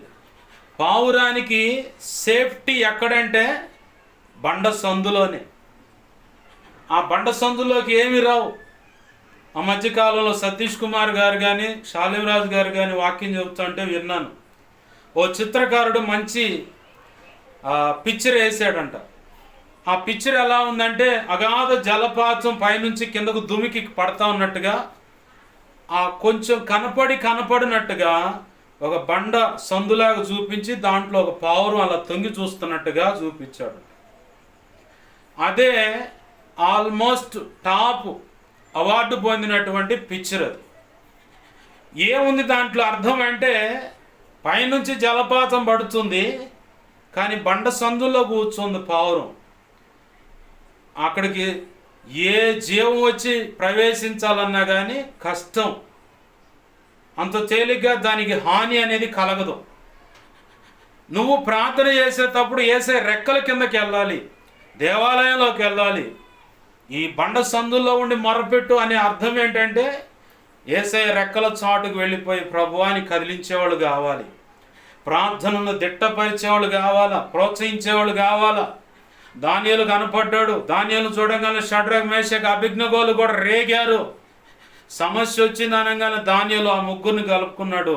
అయ్యా రాండి ప్రార్థన చేద్దాం, మీరు ముగ్గురు ఒక చోట ఉండి నేను ఒక చోట ఉంటానని ప్రార్థన మొదలు పెడితే సమస్యకు పరిష్కారం దొరికింది. ఆ ప్రార్థన ప్రతిఫలంగా ఆ నలుగురు ఉన్నతమైన హోదాలు సంపాదించారు. ఆమేన్, హల్లెలూయా. నీవు కూడా ఈరోజు ప్రార్థన అనే దాన్ని దిట్టపరచాలి, ప్రార్థన అనే దాన్ని దిట్టపరచాలి. ఆ ప్రార్థనను దిట్టపరచాలి కాబట్టే యెషయా గ్రంథంలో మనం చదువుకున్నట్టుగా అక్కడ ఆ మాట చూడండి. యెరూషలేమా యెరూషలేమా ప్రాకారములు ఏంటి అంటాయి? జ్ఞాపక ఖర్చులట. యెహోవా జ్ఞాపక ఖర్చులారా అంటుంది లేఖనం ఇక్కడ. నీ ప్రాకారం మీద నేను కావలి వారిని ఉంచి ఉన్నాను. యెరూషలేము అంటే నీ శరీరం కావచ్చు, నీ దాంపత్య జీవితం కావచ్చు, నీ కుటుంబం కావచ్చు, అలాగే నీ ఉన్న సంఘం కావచ్చు, నీ ఉన్న కాలనీ, గ్రామం, పట్టణం, జిల్లా, రాష్ట్రం, దేశం, ఇట్టి వాటికి అన్వయించుకోవచ్చు. అవన్నీ ఆ మాటను యెరూషలేమా అనే మాట కాడ ఇవన్నీ పొందుపరుచుకొని అక్కడ అంటున్నాడు దేవుడు, నీ ప్రాకారముల మీద నేను కావలి వారిని ఉంచాను. కావలి వారు అంటే ఎవరు? ప్రార్థించేవాళ్ళు. కావలి వారు ఎవరండి అంటే ప్రార్థించేవాళ్ళు. ఈరోజు దేవుని యొక్క మహా ఉచిత కృపను బట్టి, దేన్ని బట్టి ఈరోజంతా దేవుని యొక్క మహా ఉచిత కృపను బట్టి కొంతమంది ప్రార్థన చేస్తున్నారు. నేను ఈ మధ్య టౌన్ చర్చిలో ఒక క్యాలెండర్ చూశాను. ఆ క్యాలెండర్లో ఈరోజు ఈ జిల్లా, ఆ గ్రామాలు, ఆ పట్టణాలు, జనాభా, ఆ జిల్లాలో ఎన్ని పట్టణాలు ఎన్ని గ్రామాలు ఉన్నాయి, ఆ గ్రామాలు ఎంతమంది జనాభా ఉన్నారని అది క్యాలెండర్ తెచ్చుకున్నాను నేను. అదొక విచిత్రంగా ఉంది. ఆ క్యాలెండర్ పట్టుకుంటేనే ప్రార్థన అనే ఆ ప్రభావం నాకు కనపడదు. ఆ క్యాలెండర్ పట్టుకుంటేనే ఆ క్యాలెండర్ ఉంది, అక్కడ తగిలిచ్చాను నేను. ఈరోజు ఈ 9వ తారీఖు పలానా జిల్లా, ఇన్ని గ్రామాలు, ఇంతమంది జనాభా, ఇన్ని పట్టణాలు, ఇంతమంది జనాభా. ఎందుకు రాశాడు అక్కడ? వారి క్షేమం కోసం ప్రార్థించండి. ఈ నెలంతా ఒక గవర్నమెంట్ ఎంప్లాయీస్ లేదంటే పలానా రాజకీయ నాయకుల కోసం, పలానా అధికారుల కోసం ప్రార్థన. ఇలా ప్రార్థనకు ప్రత్యేకంగా రేపబడి రహస్యంగా వెన్నుపోస ఎప్పుడైనా నీకు కనపడదా? బయటికి కనపడి చెప్తారు పక్కనోడు, వీడు వెన్నుపోస కనపడుతుందని. విజ్ఞాపన ఖర్చులు అలానే ఉంటారు. ఆమెన్, హల్లెలూయా. నువ్వు స్థిరంగా ఈరోజు భక్తి చేస్తున్నావన్నా, సంఘాన్ని నడిపిస్తున్నావన్నా, నీ సంఘంలో కూడా విజ్ఞాపన ఖర్చులు ఉన్నారు. కాబట్టే నువ్వు నడుస్తున్నావు, కాబట్టే ప్రసంగం అందిస్తున్నావు, కాబట్టే సంఘం ఇంకా జీవం కలిగే ఉంది, కాబట్టే కొద్దో గొప్ప శేషం రోషం కలిగిన భక్తులుగా నీ ఎదుట కనపడుతున్నారు. నీ సంఘంలోనే ప్రపంచవ్యాప్తంగా ఉన్న సంఘాల్లో కూడా విజ్ఞాపన చేసేవాళ్ళు ఉన్నారు. విజ్ఞాపన అంటే ఏంటి? అందరి కోసం, మనుషులందరి కోసం. 1 తిమోతి 2వ అధ్యాయం 1, 2, 3 వచనాల్లో చెప్పబడ్డట్టు అన్నిటికంటే ముఖ్యంగా మనుషులందరి కోసం రక్షణ పొందిన విశ్వాసిగా నువ్వు స్త్రీవైన పురుషుడైన బాప్తిసం పొందిన తర్వాత ప్రార్థన చేయాలి. అలా ప్రార్థన చేయకపోయినా పాపమే. నీ కోసం నువ్వు ప్రార్థన చేసుకోకపోయినా, నీ యోగక్షేమాలు ఆత్మీయ క్షేమం కోసం ప్రార్థన చేసుకోకపోయినా పాపమే. వాక్యము చదవకపోయినా పాపమే. చదువు లేదంటే వాక్యమైన వినాలా? మరి టీవీ సీరియల్ చూస్తున్నావుగా, సినిమా పాటలు సింధులేస్తున్నావుగా, మరి అప్పుడు గుర్తురావా ఈ భయాలన్నీ? ఇప్పుడు మాత్రం గడగడ వణుకుతున్నారు ఒక్కొక్కళ్ళు. ప్రార్థన చేయకపోతే పాపం, ఖచ్చితంగా లెక్క అడుగుతాడు దేవుడు. అందరి కోసం ప్రార్థన చేయాలి. నేను ఆ క్యాలెండర్ చూడగానే నాకు సిగ్గు అనిపించింది. నేను ఇంకా చాలా చేయట్లేదు ప్రార్థన. నేనేదో ప్రార్థన చేస్తున్నా, నేను విర్రవిగుతున్నాను, కానీ ఇంకా ఆ క్యాలెండర్ చూస్తే నాకు సిగ్గు అనిపించింది. ఇంకా ప్రార్థన చేయట్లేదు సరిగా అని చెప్పి. ప్రాకారముల మీద కొంతమందిని ఉంచాడంట ప్రార్థన చేసేవాళ్ళని. వాళ్ళు ఏం చేయాలంటే కింద ఉంటుంది, రేయి పగలైన వారు మౌనంగా ఉండరు. ప్రార్థన గోపురాలని కానీ, అయ్యా ప్రార్థన, అయ్యా చచ్చిపోతున్నాం, అయ్యా పోతున్నాయా, అయ్యా అయ్యా అని ప్రార్థన చేయడం ఏ బోర్ నెడుచు. కొంతమంది ఉపవాసం ఉండి ప్రత్యేకంగా ఆ ప్రార్థన గోపురాల్లోని ప్రార్థన చేస్తూ ఉన్నారు. సతీష్ కుమార్ గారు సాక్ష్యం ఇస్తూ ఉన్నాడు. ప్రార్థనా గోపురాలు, కలవర్ టెంపుల్ ఉపవాసం ఉండి ప్రత్యేకంగా ప్రార్థన చేస్తున్న వాళ్ళు ఉన్నారు. జీసస్ కాల్స్ వాళ్ళు ఉన్నారు. ప్రార్థనా గోపురాలు కట్టి నడిపిస్తున్నారు. హోసన్న మినిస్ట్రీలో కొన్ని గోపురాలు ఉన్నాయి. తండ్రి సన్ని తరపున ఆయా పట్టణాల్లో, ఆయా ప్రాంతాల్లో కొన్ని ప్రార్థనా గోపురాలు ఉన్నాయి. గురాయపాలెంలో అచ్చంగా ప్రార్థనా గోపురం నడుస్తూ ఉంటే ఒక 2 రోజులు కోటాలు పెడితే 75 మంది రక్షణ పొందారు. దేవునికి మహిమ కలుగును గాక. ఆమేన్, హల్లెలూయా. 2 రోజులకు ఒక రోజే కోటం పెట్టింది, 75 మంది రక్షణ పొందారు. ప్రార్థన వలన ఏ కార్యమైనా జరుగుతుంది, బాగా గుర్తుపెట్టుకోవాలి. ఇక్కడ అన్నాడు, రేయైన పగలైన వారు మౌనం కూడా వాస్తవం వారు చేస్తున్నారు. అయితే నీకు బాధ్యత ఇవ్వబడుతుంది. చూడు, యెరూషలేమును స్థాపించు వరకు, లోకమంతా దాన్ని ప్రసిద్ధి చేయ వరకు ఆయనను విశ్రమింపనీయకండి. యెహోవా జ్ఞాపక కర్తలారా, జ్ఞాపకం చేసేటువంటి కర్తలు కలిపి మాట ఉంది, జ్ఞాపక కర్తలారా అని. జ్ఞాపక కర్తలారంటే ఎవరు? ప్రార్థన చేసేవాళ్ళే. నీకు వాగ్దానం ఇచ్చిన ఆయన జ్ఞాపకం చేసి మొరపెట్టని మొన్న చెప్పాను, ఒక పాటలో రాసేది మా మాట. నా ప్రాణమా ఎందుకు తొందరపడుతున్నావు అన్న దేవుని మీద ఇంకా నమ్మిక ఉంచనే పాటలో, దేవుడు నీకేం వాగ్దానం చేశాడో వాటిని నువ్వు గుర్తు చేసుకో. అయ్యే వాగ్దానాలు ఆయన గుర్తు చేయి. ఆయన్ని విశ్రమింపనీయకుండా జ్ఞాపక కర్తల్లాగా ఉండండి అని చెప్పని ఒక మాట ఆ పాటలో రాయడానికి ప్రభు కృపనిచ్చాడు. ఇక్కడి నుంచి తీసుకున్న మాట అది. నీవు కూడా జ్ఞాపక కర్తల్లాగా ఉండాలా. ఎందుకు అంటే శత్రువు వస్తాడట. సంఖ్యాకాండంలో చూద్దాం, ఇందాక చదువుకున్న మాట. సంఖ్యాకాండము 10వ అధ్యాయము 9వ వచనంలో, మిమ్మును బాధించు శత్రువులకు విరోధముగా మీ దేశంలో యుద్ధమునకు వెళ్ళినప్పుడు ఆ బోరలు ఆర్భాటముగా ఓదవలెను. అప్పుడు మీ దేవుడైన యెహోవా సన్నిధిని మీరు జ్ఞాపకమునకు వచ్చి మీ శత్రువుల నుండి రక్షింపబడుదురు. మనకు ప్రధానమైన శత్రువుడు సైతానుగాడే. ఈరోజు నీ కళ్ళ ముందు ప్రజలు దారి తప్పిపోయి సినిమా పాటలకు ఆటలాడుతున్నారంటే, చిందులేస్తున్నారంటే, ఏంది వాళ్ళకి నచ్చిన పద్ధతులు బ్రతుకుతున్నారంటే శత్రువు వేసిన ఎత్తుగడ అది. ఏముందిలేన నిర్లక్ష్యత, సొంత రక్షణ. 2 హెబ్రీ పత్రిక 2వ అధ్యాయంలో ఇంత గొప్ప రక్షణను నిర్లక్ష్య పరిస్థితి ఎలా తప్పించుకుంటాం మనం? తప్పించుకుంటామంటే ఏముంది అక్కడ? శిక్ష ఖచ్చితంగా ఉంది. రక్షణ నిర్లక్ష్యంగా కొనసాగిస్తే, ప్రార్థన చేయకుండా, విజ్ఞాపన చేయకుండా, వాక్యం చదవకుండా, నీ పరిశుద్ధతను కాచుకోకుండా, 93వ కీర్తన 5వ వచనంలో, ఎన్నటెన్నటికి నీ దేవాలయానికి పరిశుద్ధతయే అనుకూలం. హెబ్రీ పత్రిక 12వ అధ్యాయం 14వ వచనంలో, పరిశుద్ధత లేకుండా దేవుణ్ణి ఎవ్వడూ చూడలేడు. మత్తయి సువార్త 5వ అధ్యాయం ధన్యతల ప్రసంగంలో, హృదయ శుద్ధి గల వారు ధన్యులు, వారు దేవుణ్ణి చూచెదరు. ఆమేన్, హల్లెలూయా. నీ హృదయం శుద్ధంగా లేదనుకో, దెయ్యాలే ఉంటాయి లోపల. మొన్న గలతీ పత్రిక 5వ అధ్యాయంలో ఆ వ్యాఖ్యానంలో నుంచి దాని అసలు అర్థాలు పెడతానికి దేవుడు కృపనిచ్చాడు. ఒక చిన్న పోస్టుగా దాంట్లో రాసున్న మాట అక్కడ ఎంత భయంకరమైన అర్థాలు చూస్తే అర్థమైంది వాళ్ళకి.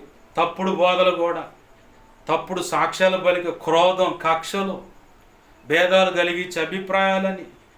గలతీ పత్రిక 5:22 19, 20, 21 వచనాలు ఉంది. అక్కడ ఒక మాట ఉంది, అల్లరితో కూడిన ఆటపాటలు మొదలగునవి. ఇలాంటివి చేసేవాళ్ళు పరలోక రాజ్యాన్ని స్వతంత్రించుకోరని స్పష్టంగా చెబుతున్నాను అన్నాడు పౌలు భక్తుని మాట అండి ఇది. కావాలంటే మీ పిల్లలు చదివితే గలతీ పత్రిక 5వ అధ్యాయము 19, 20, 21 వచనాలు చదివించుకోండి, అక్కడ అర్థమైంది.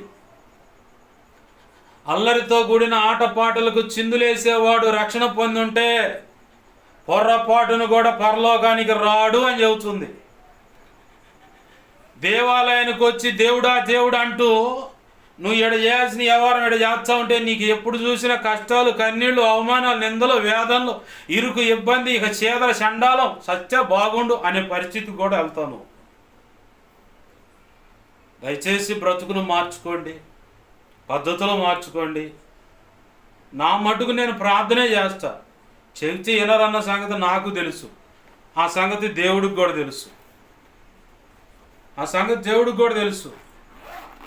హెస్కేలు గ్రంథం 3వ అధ్యాయం 33 అధ్యాయాలు ఈ మాటలే ఉంటాయి. 2వ అధ్యాయాన్ని, వారు లోబడనొల్లని ప్రజలు, తిరుగుబాటు చేయి ప్రజలు, గచ్చ పొదలు, ముండ్ల చుప్పల మధ్యలోకి నిన్ను పంపిస్తున్న నరపుత్రుడా, నీకు అవమానాలు ఎదురైతే నిన్నే సన్మానించరు గజమాలేసి. అయినా సరే నా మాటలు నువ్వు చెప్పాలా, వినకపోతే వాళ్ళ సంగతి నేను చూసుకుంటాను. నేను చెప్తా అంతమటికే. సరి చేసుకోకపోతే దేవుడు లైన్లోకి వచ్చి ఆయన నిన్నెట్ట నడిపించుకోవాలో, నిన్నెట్ట సరి చేసుకోవాలో ఆయనకు బాగా తెలుసు. అప్పుడు వస్తే పురిటి నొప్పులు, ప్రసవ వేదన, ఓ బిడ్డను కనేటప్పుడు తల్లి వేదన పడితే అంతకంటే భయంకరంగా ఉండొచ్చు. కష్టాలు, ఇరుకులు, ఇబ్బందులు చెప్పలేం. మాట వినంగానే దిద్దుకున్నావు అనుకో, వెంటనే ప్రశాంతమైన వాతావరణంలో తీసుకెళ్తాడు. భక్తుడైన దావీదు అన్నాడు, నేను ఇరుకునందుండి మొరపెట్టగా నన్ను ఆయన విశాలమైన స్థలంలో తీసుకెళ్ళి నిలబెట్టాను అన్నాడు. ఇప్పుడున్న ఇరుకును బట్టి నువ్వు మొరపెడితే విశాలమైన స్థలంలోకి వెళ్తావు కాదు. కూడదు, నువ్వెవడురా మాకు చెప్పేది, ఇక నీ స్థాయిలో కులం తక్కువ అది ఇది అని చెప్పాను డైలాగులు వాడినా నాకు ఊడిపోయేది ఏమీ లేదు. ఇలాంటి చాలా ఇంతకంటే ఘోరమైన అవమానాలు, నిందలు ఎదుర్కొని నలిగి ఇక్కడికి వచ్చా. నువ్వు ఏం చేసినా నా ముందున్న ఏసైకే చేస్తావు తప్ప నాకేం చెయ్యవు. సౌలుతో ఏమన్నాడు ఏసయ్య, సౌలా సౌలా నువ్వేం చేస్తున్నావు, నాకెందుకు ఎదురు వస్తున్నావు, నన్ను ఎందుకు హింస పెడుతున్నాడు, నేనెప్పుడు పెట్టాను, నా పిల్లలు జోలి వస్తే నా జోలి వచ్చినట్టు కాదా అన్నాడు. ఆయన చూసుకుంటాడు. నేను లేఖనాన్ని బాగా నమ్ముతా ప్రభు కృపను బట్టి. నిన్ను ముట్టేవాడు నా కనుగుడిని ముడుతున్నాడు అన్నాడు. బిలాము అనేవాడు గారడి విద్య చేసేవాడు, ఇజ్రాయేల్ ప్రజలకు కీడించాలని చూసి వాడే చచ్చాడు. చూడండి, యెహోషువ గ్రంథంలో ఉంటుంది ఆ మాట. 6వ అధ్యాయంలో యుద్ధంలో చచ్చాడు. బిలాముకు అర్థమైంది, నీతిమంతుల మరణం, వీరం కలిగిన యుద్ధంలో చచ్చిపోయిన వీర మరణం నాకు కావాలని చెప్పి ముందుగానే ప్రార్థన చేసుకోండి. దిక్కులేని సాగు చచ్చాడు. దేవుని పిల్లలకు వ్యతిరేకంగా సలహాలు ఇచ్చి ఒకడిద్దరు సలహాలు. దయచేసి పద్ధతులు మార్చుకొని దేవుని పాదాలు పట్టుకొని క్షమాపణ అడిగి, వింటున్నారా, ప్రార్థన చేయండి. సంఘంలో జరుగుతున్న గలిబిల్ని బట్టి నువ్వు మౌనంగా ఉంటే దేవుడు ఖచ్చితంగా శిక్ష కూడా ఇస్తాడు నీకు. కష్టాలు, శ్రమలు, ఇరుకు, ఇబ్బంది, వ్యాధులను కూడా కలుగు చేస్తాడు. చెప్పాక ఇందాక భార్యాభర్తల సంబంధంలో నేను నేర్చుకుంది అదే. నా ఇంట్లో ఎవరైనా నా మాట వినకుండా ఎచ్చలు విడిగి ఏదైనా తిరుగుతున్న సంఘంలో వాళ్ళని మాటను కూడా తిరుగుతుంటే సార్వత్రిక సంఘం అంతటి మీదకి వెళ్ళిపోద్ది నా ఫోకస్.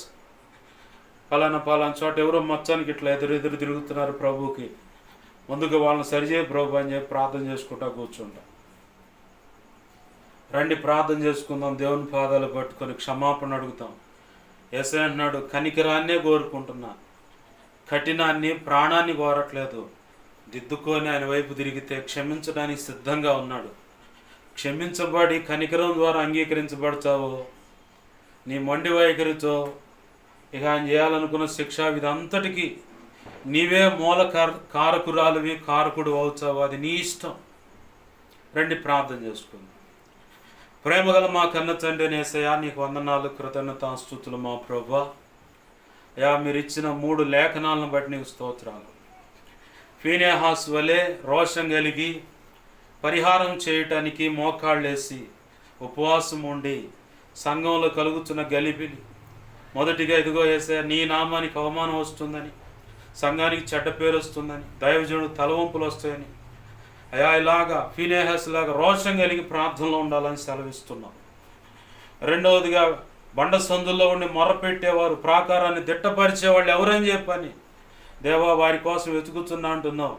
ఈ మాటలు విన్న తర్వాత ఎంతమంది అయ్యా నేను ఉంటానయ్యా బండ సందులో ఉండి ఇదిగో నా సంఘం కోసం, నేను వెళుతున్న సంఘం కోసం, నా ఎదుట సంఘంలో జరుగుతున్న గలిబిలి నిమిత్తమే నేను మోకాళ్ళేసి ప్రార్థన చేస్తానని చెప్పని ఎంతమంది ఒక తీర్మానానికి వచ్చారో వారిని కృపచేత నిలబెట్టమని ప్రార్థన చేయించమని బచ్చలాడుతున్నాను. యెరూషలేమా ప్రాకారముల మీద జ్ఞాపకకర్తలను ఉంచానన్నా ప్రభు. యెరూషలేం అనే దాని దగ్గర అయా వ్యక్తిగత జీవితం, దాంపత్య జీవితం, బిడ్డల భవిష్యత్తు అయినా, అయా కుటుంబం అయినా, ఇదిగో తండ్రి అయా సంఘమైన, మందిరమైన, అయా ఈ కాలనీ, గ్రామం, పట్టణం, జిల్లా, రాష్ట్రం, దేశమైనా సరే మొత్తాన్ని అక్కడ పెట్టు. ప్రార్థన చేసేవాళ్ళు ఉన్నారంటున్నావు ప్రభు. అయినా ఇదిగో నీవు కూడా యెహోవా జ్ఞాపకకర్తలాగా ఉండాలి. ఆయన విశ్రమింపనీయొద్దు, ఆయన కదిలించు, ప్రార్థన చేయంటున్నావు ప్రభు. ఎందుకంటే శత్రువు అనేవాడు ఒకడు ఉన్నాడు. ఈరోజు ఇదిగో తండ్రి క్రైస్తవులు దారి తప్పి బ్రతుకుతున్నారంటే వారి బుద్ధిని బట్టి కాదు, శత్రువు ఇచ్చిన ఆలోచన బట్టి అని చెప్పాను. ఆ శత్రువు నుంచి తప్పించబడాలంటే, జయం పొందాలంటే మీరు బోరను ఓదండి అన్నావు ప్రభు. అయా 81వ కీర్తనలు అటు కూడా నువ్వు చెప్తున్నావు. అమావాస్య నాడు మనం పండుగ ఆచరించు, పున్నమి నాడున కొమ్ము బోరలు ఓదండి. అది యెహోవా దేవుని ఇజ్రాయేలీలకు ఇచ్చిన కట్టడ నిధి, అయా కట్టడ విధి అంటున్నావు. న్యాయ విధి జరిగించాలి, ఆచారం అది అన్నావు. ఈరోజు మాంత్రికులు అనుకోవచ్చు అమావాస్య మనకు అనుకూలరని, క్రైస్తవుడికైతే అమావాస్య పౌర్ణమి పండుగ ప్రభు.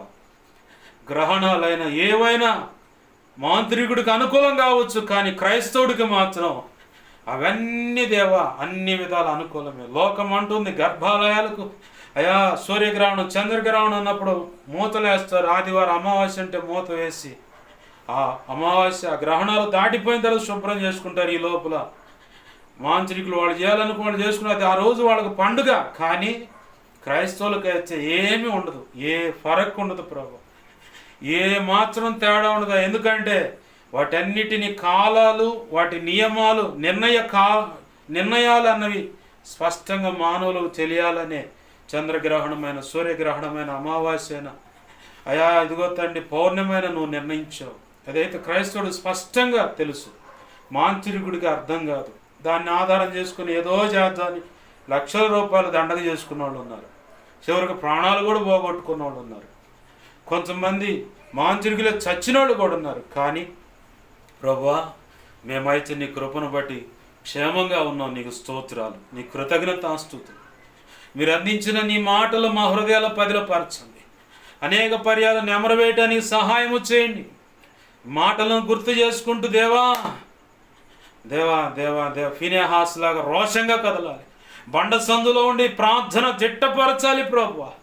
అయా ఇదిగో నీ యెహోవా జ్ఞాపకకర్తలై మిమ్మల్ని విశ్రమింపనీయకుండా కదిలించాలి. ఈ భూమి మీద నువ్వు అనుకున్న పని జరిగించేలాగా, శత్రువు చేత బాధించబడుతున్న వారిని దేవ విడిపించబడేలాగా కొమ్ము బోరబోదాలి ప్రభు. మేము నీ కృపను బట్టి మేము రక్షించబడాలి. నీ ప్రియులైన పిల్లలు కూడా అపవాది చెర బంధకాల నుంచి కూడా విడిపించబడాలి. ఆ రీతిగా ఫీనెహాస్ లాగా మేము రోషంగా నిలబడాలి ప్రభు. అటు కృప, ఆ తీవ్రత, ఆ ప్రభావం, ఆ మంట మాలో పుట్టించమని బచ్చలాడుతున్నాం. పరిశుద్ధాత్మ దేవుడా, తండ్రి, కుమార, పరిశుద్ధాత్మ దేవుడా, మంట మాలో పుట్టించండి. నీ కృపచేత మమ్మల్ని మండించండి. అనేకులను మంట కలిగిన వారిగా సిద్ధపరచడానికి కూడా కృపనివ్వండి. సహాయం చేయమని చిన్న మనం పరమను సన్నిచేర్చుకుని పరిశుద్ధ ప్రత్యుత్తరం దాయిచేయమని నీ వాక్యాన్ని హెచ్చించుకుంటున్నాం, నీ నామాన్ని గణపరుచుకుంటున్నాం. ఈ మాటలు ఎంతమంది విన్నారో, ఎవరు సరిచేయబడ్డారో అందును బట్టి నీ స్తోత్రాలు. ఎవరు ఒక తీర్మానానికి వచ్చి మనస్సు నిలిపి నడుం బిగించారో అందును బట్టి నీకు స్తోత్రాలు. ఈ మాటలు విని ఇంకా వారి హృదయాలు కఠినపరుచుకున్నా అందును బట్టి కూడా నీకు స్తోత్రాలు. పడాల్సిన దరువు వేసే వారిని సరిచేసి పట్టుకొస్తావు.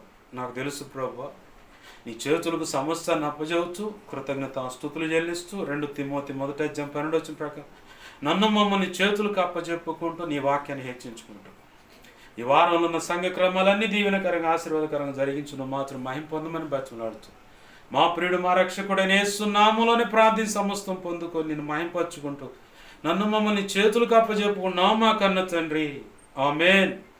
ఇప్పుడు మన తండ్రి అయిన దేవుని ప్రేమయు ఆయన ప్రియకుమారుడైన యేసుక్రీస్తు వారి కృపయు పరిశుద్ధాత్మ దేవుని అన్యోన్య సహాయ సహవాసము సమకూడిన ప్రార్థనలు ఏకీపిస్తున్నా, ఇక ముందు ఏకీపించబోతున్నా, ఏకీపించిన అలాగే సార్వత్రిక సంఘంలో ఉన్న సకల పరిశుద్ధులకు, ఈ ప్రాంత ప్రజలకు, సంఘాలకు, సంఘ బిడలకు, అలాగనే ప్రభు మిక్కటంగా ప్రేమించి ఇచ్చినటువంటి పరిచర్యకు, పరిచర్య ద్వారా ప్రారంభించబడిన సంఘాలకు, సంఘ బిడల సాధారణ సహకారులకు, కుటుంబ సభ్యులకు, సంఘ బిడలకు, వారి పనులకు, పసిబిడ్డల పెద్దల వారి సమస్తానికి, చాలా స్థిరాస్తులకును, అలాగే సోషల్ మీడియా ద్వారా వాక్యాలు విని బలపడి వెంబడిస్తున్న వారికి, ప్రభు చెప్పిన దాన్ని బట్టి వెంబడిస్తున్న దైవజనులు, సంఘ పెద్దలు, పరిచారక విశ్వాసులకి కలిగిన సమస్తానికి నిత్యత్వం చేరు పర్యంతం వస్తుంది. ఆ కాలం ఫీనేహాసులాగా మంట కలిగిన క్రైస్తవులుగా చేసి, మంట కలిగిన క్రైస్తవ సమాజం కోసం మొరపెట్టేవారిగా చేసి, ప్రభు చిత్తం నెరవేర్చేవారిగా చేసి ఆయన మాత్రమే మన ద్వారా మహిమ పొందునుగాక. అలాగూ యేసయ్య చెయ్యునుగాక. అలాగూ చేసిన యేసయ్యకు కృతజ్ఞత స్తుతి ఘనత మహిమ ప్రభావాలు చెల్లునుగాక. ఆయన కృప జరిగించునుగాక. ఇవన్నీ ఆమేన్. యేసు రక్తమునకేచి ప్రవేశు రక్తమునకేచి ప్రవేశునామును సంపూర్ణమైన విజయం కలుగును. ఆమేన్. అపవాది వాడి దూతలు చీకటి అంధకార శక్తులకి అవి ఎంత ప్రమాదం మాదిరి అవి ఏవైనా సరే, కొలుపులు కావచ్చు, విగ్రహాలు కావచ్చు, కుల సంబంధించి కావచ్చు, అటన్నిటికి వారికి ప్రభు చిత్తమైతే అనంతనాశనం, సర్వనాశనం, నిత్యనాశనం కలుగును గాక. యుద్ధం యెహోవాదే. ఆమేన్. యేసు రక్తమునకే జయము, జయము, జయము. ఆమేన్. హల్లెలూయా, హల్లెలూయా, హల్లెలూయా. అందరికీ వందనాలు. ప్రభు యొక్క మహా ఉచిత కృప మనందరికీ తోడైన నడిపించును గాక. ఆమేన్, ఆమేన్. అందరికీ వందనాలు.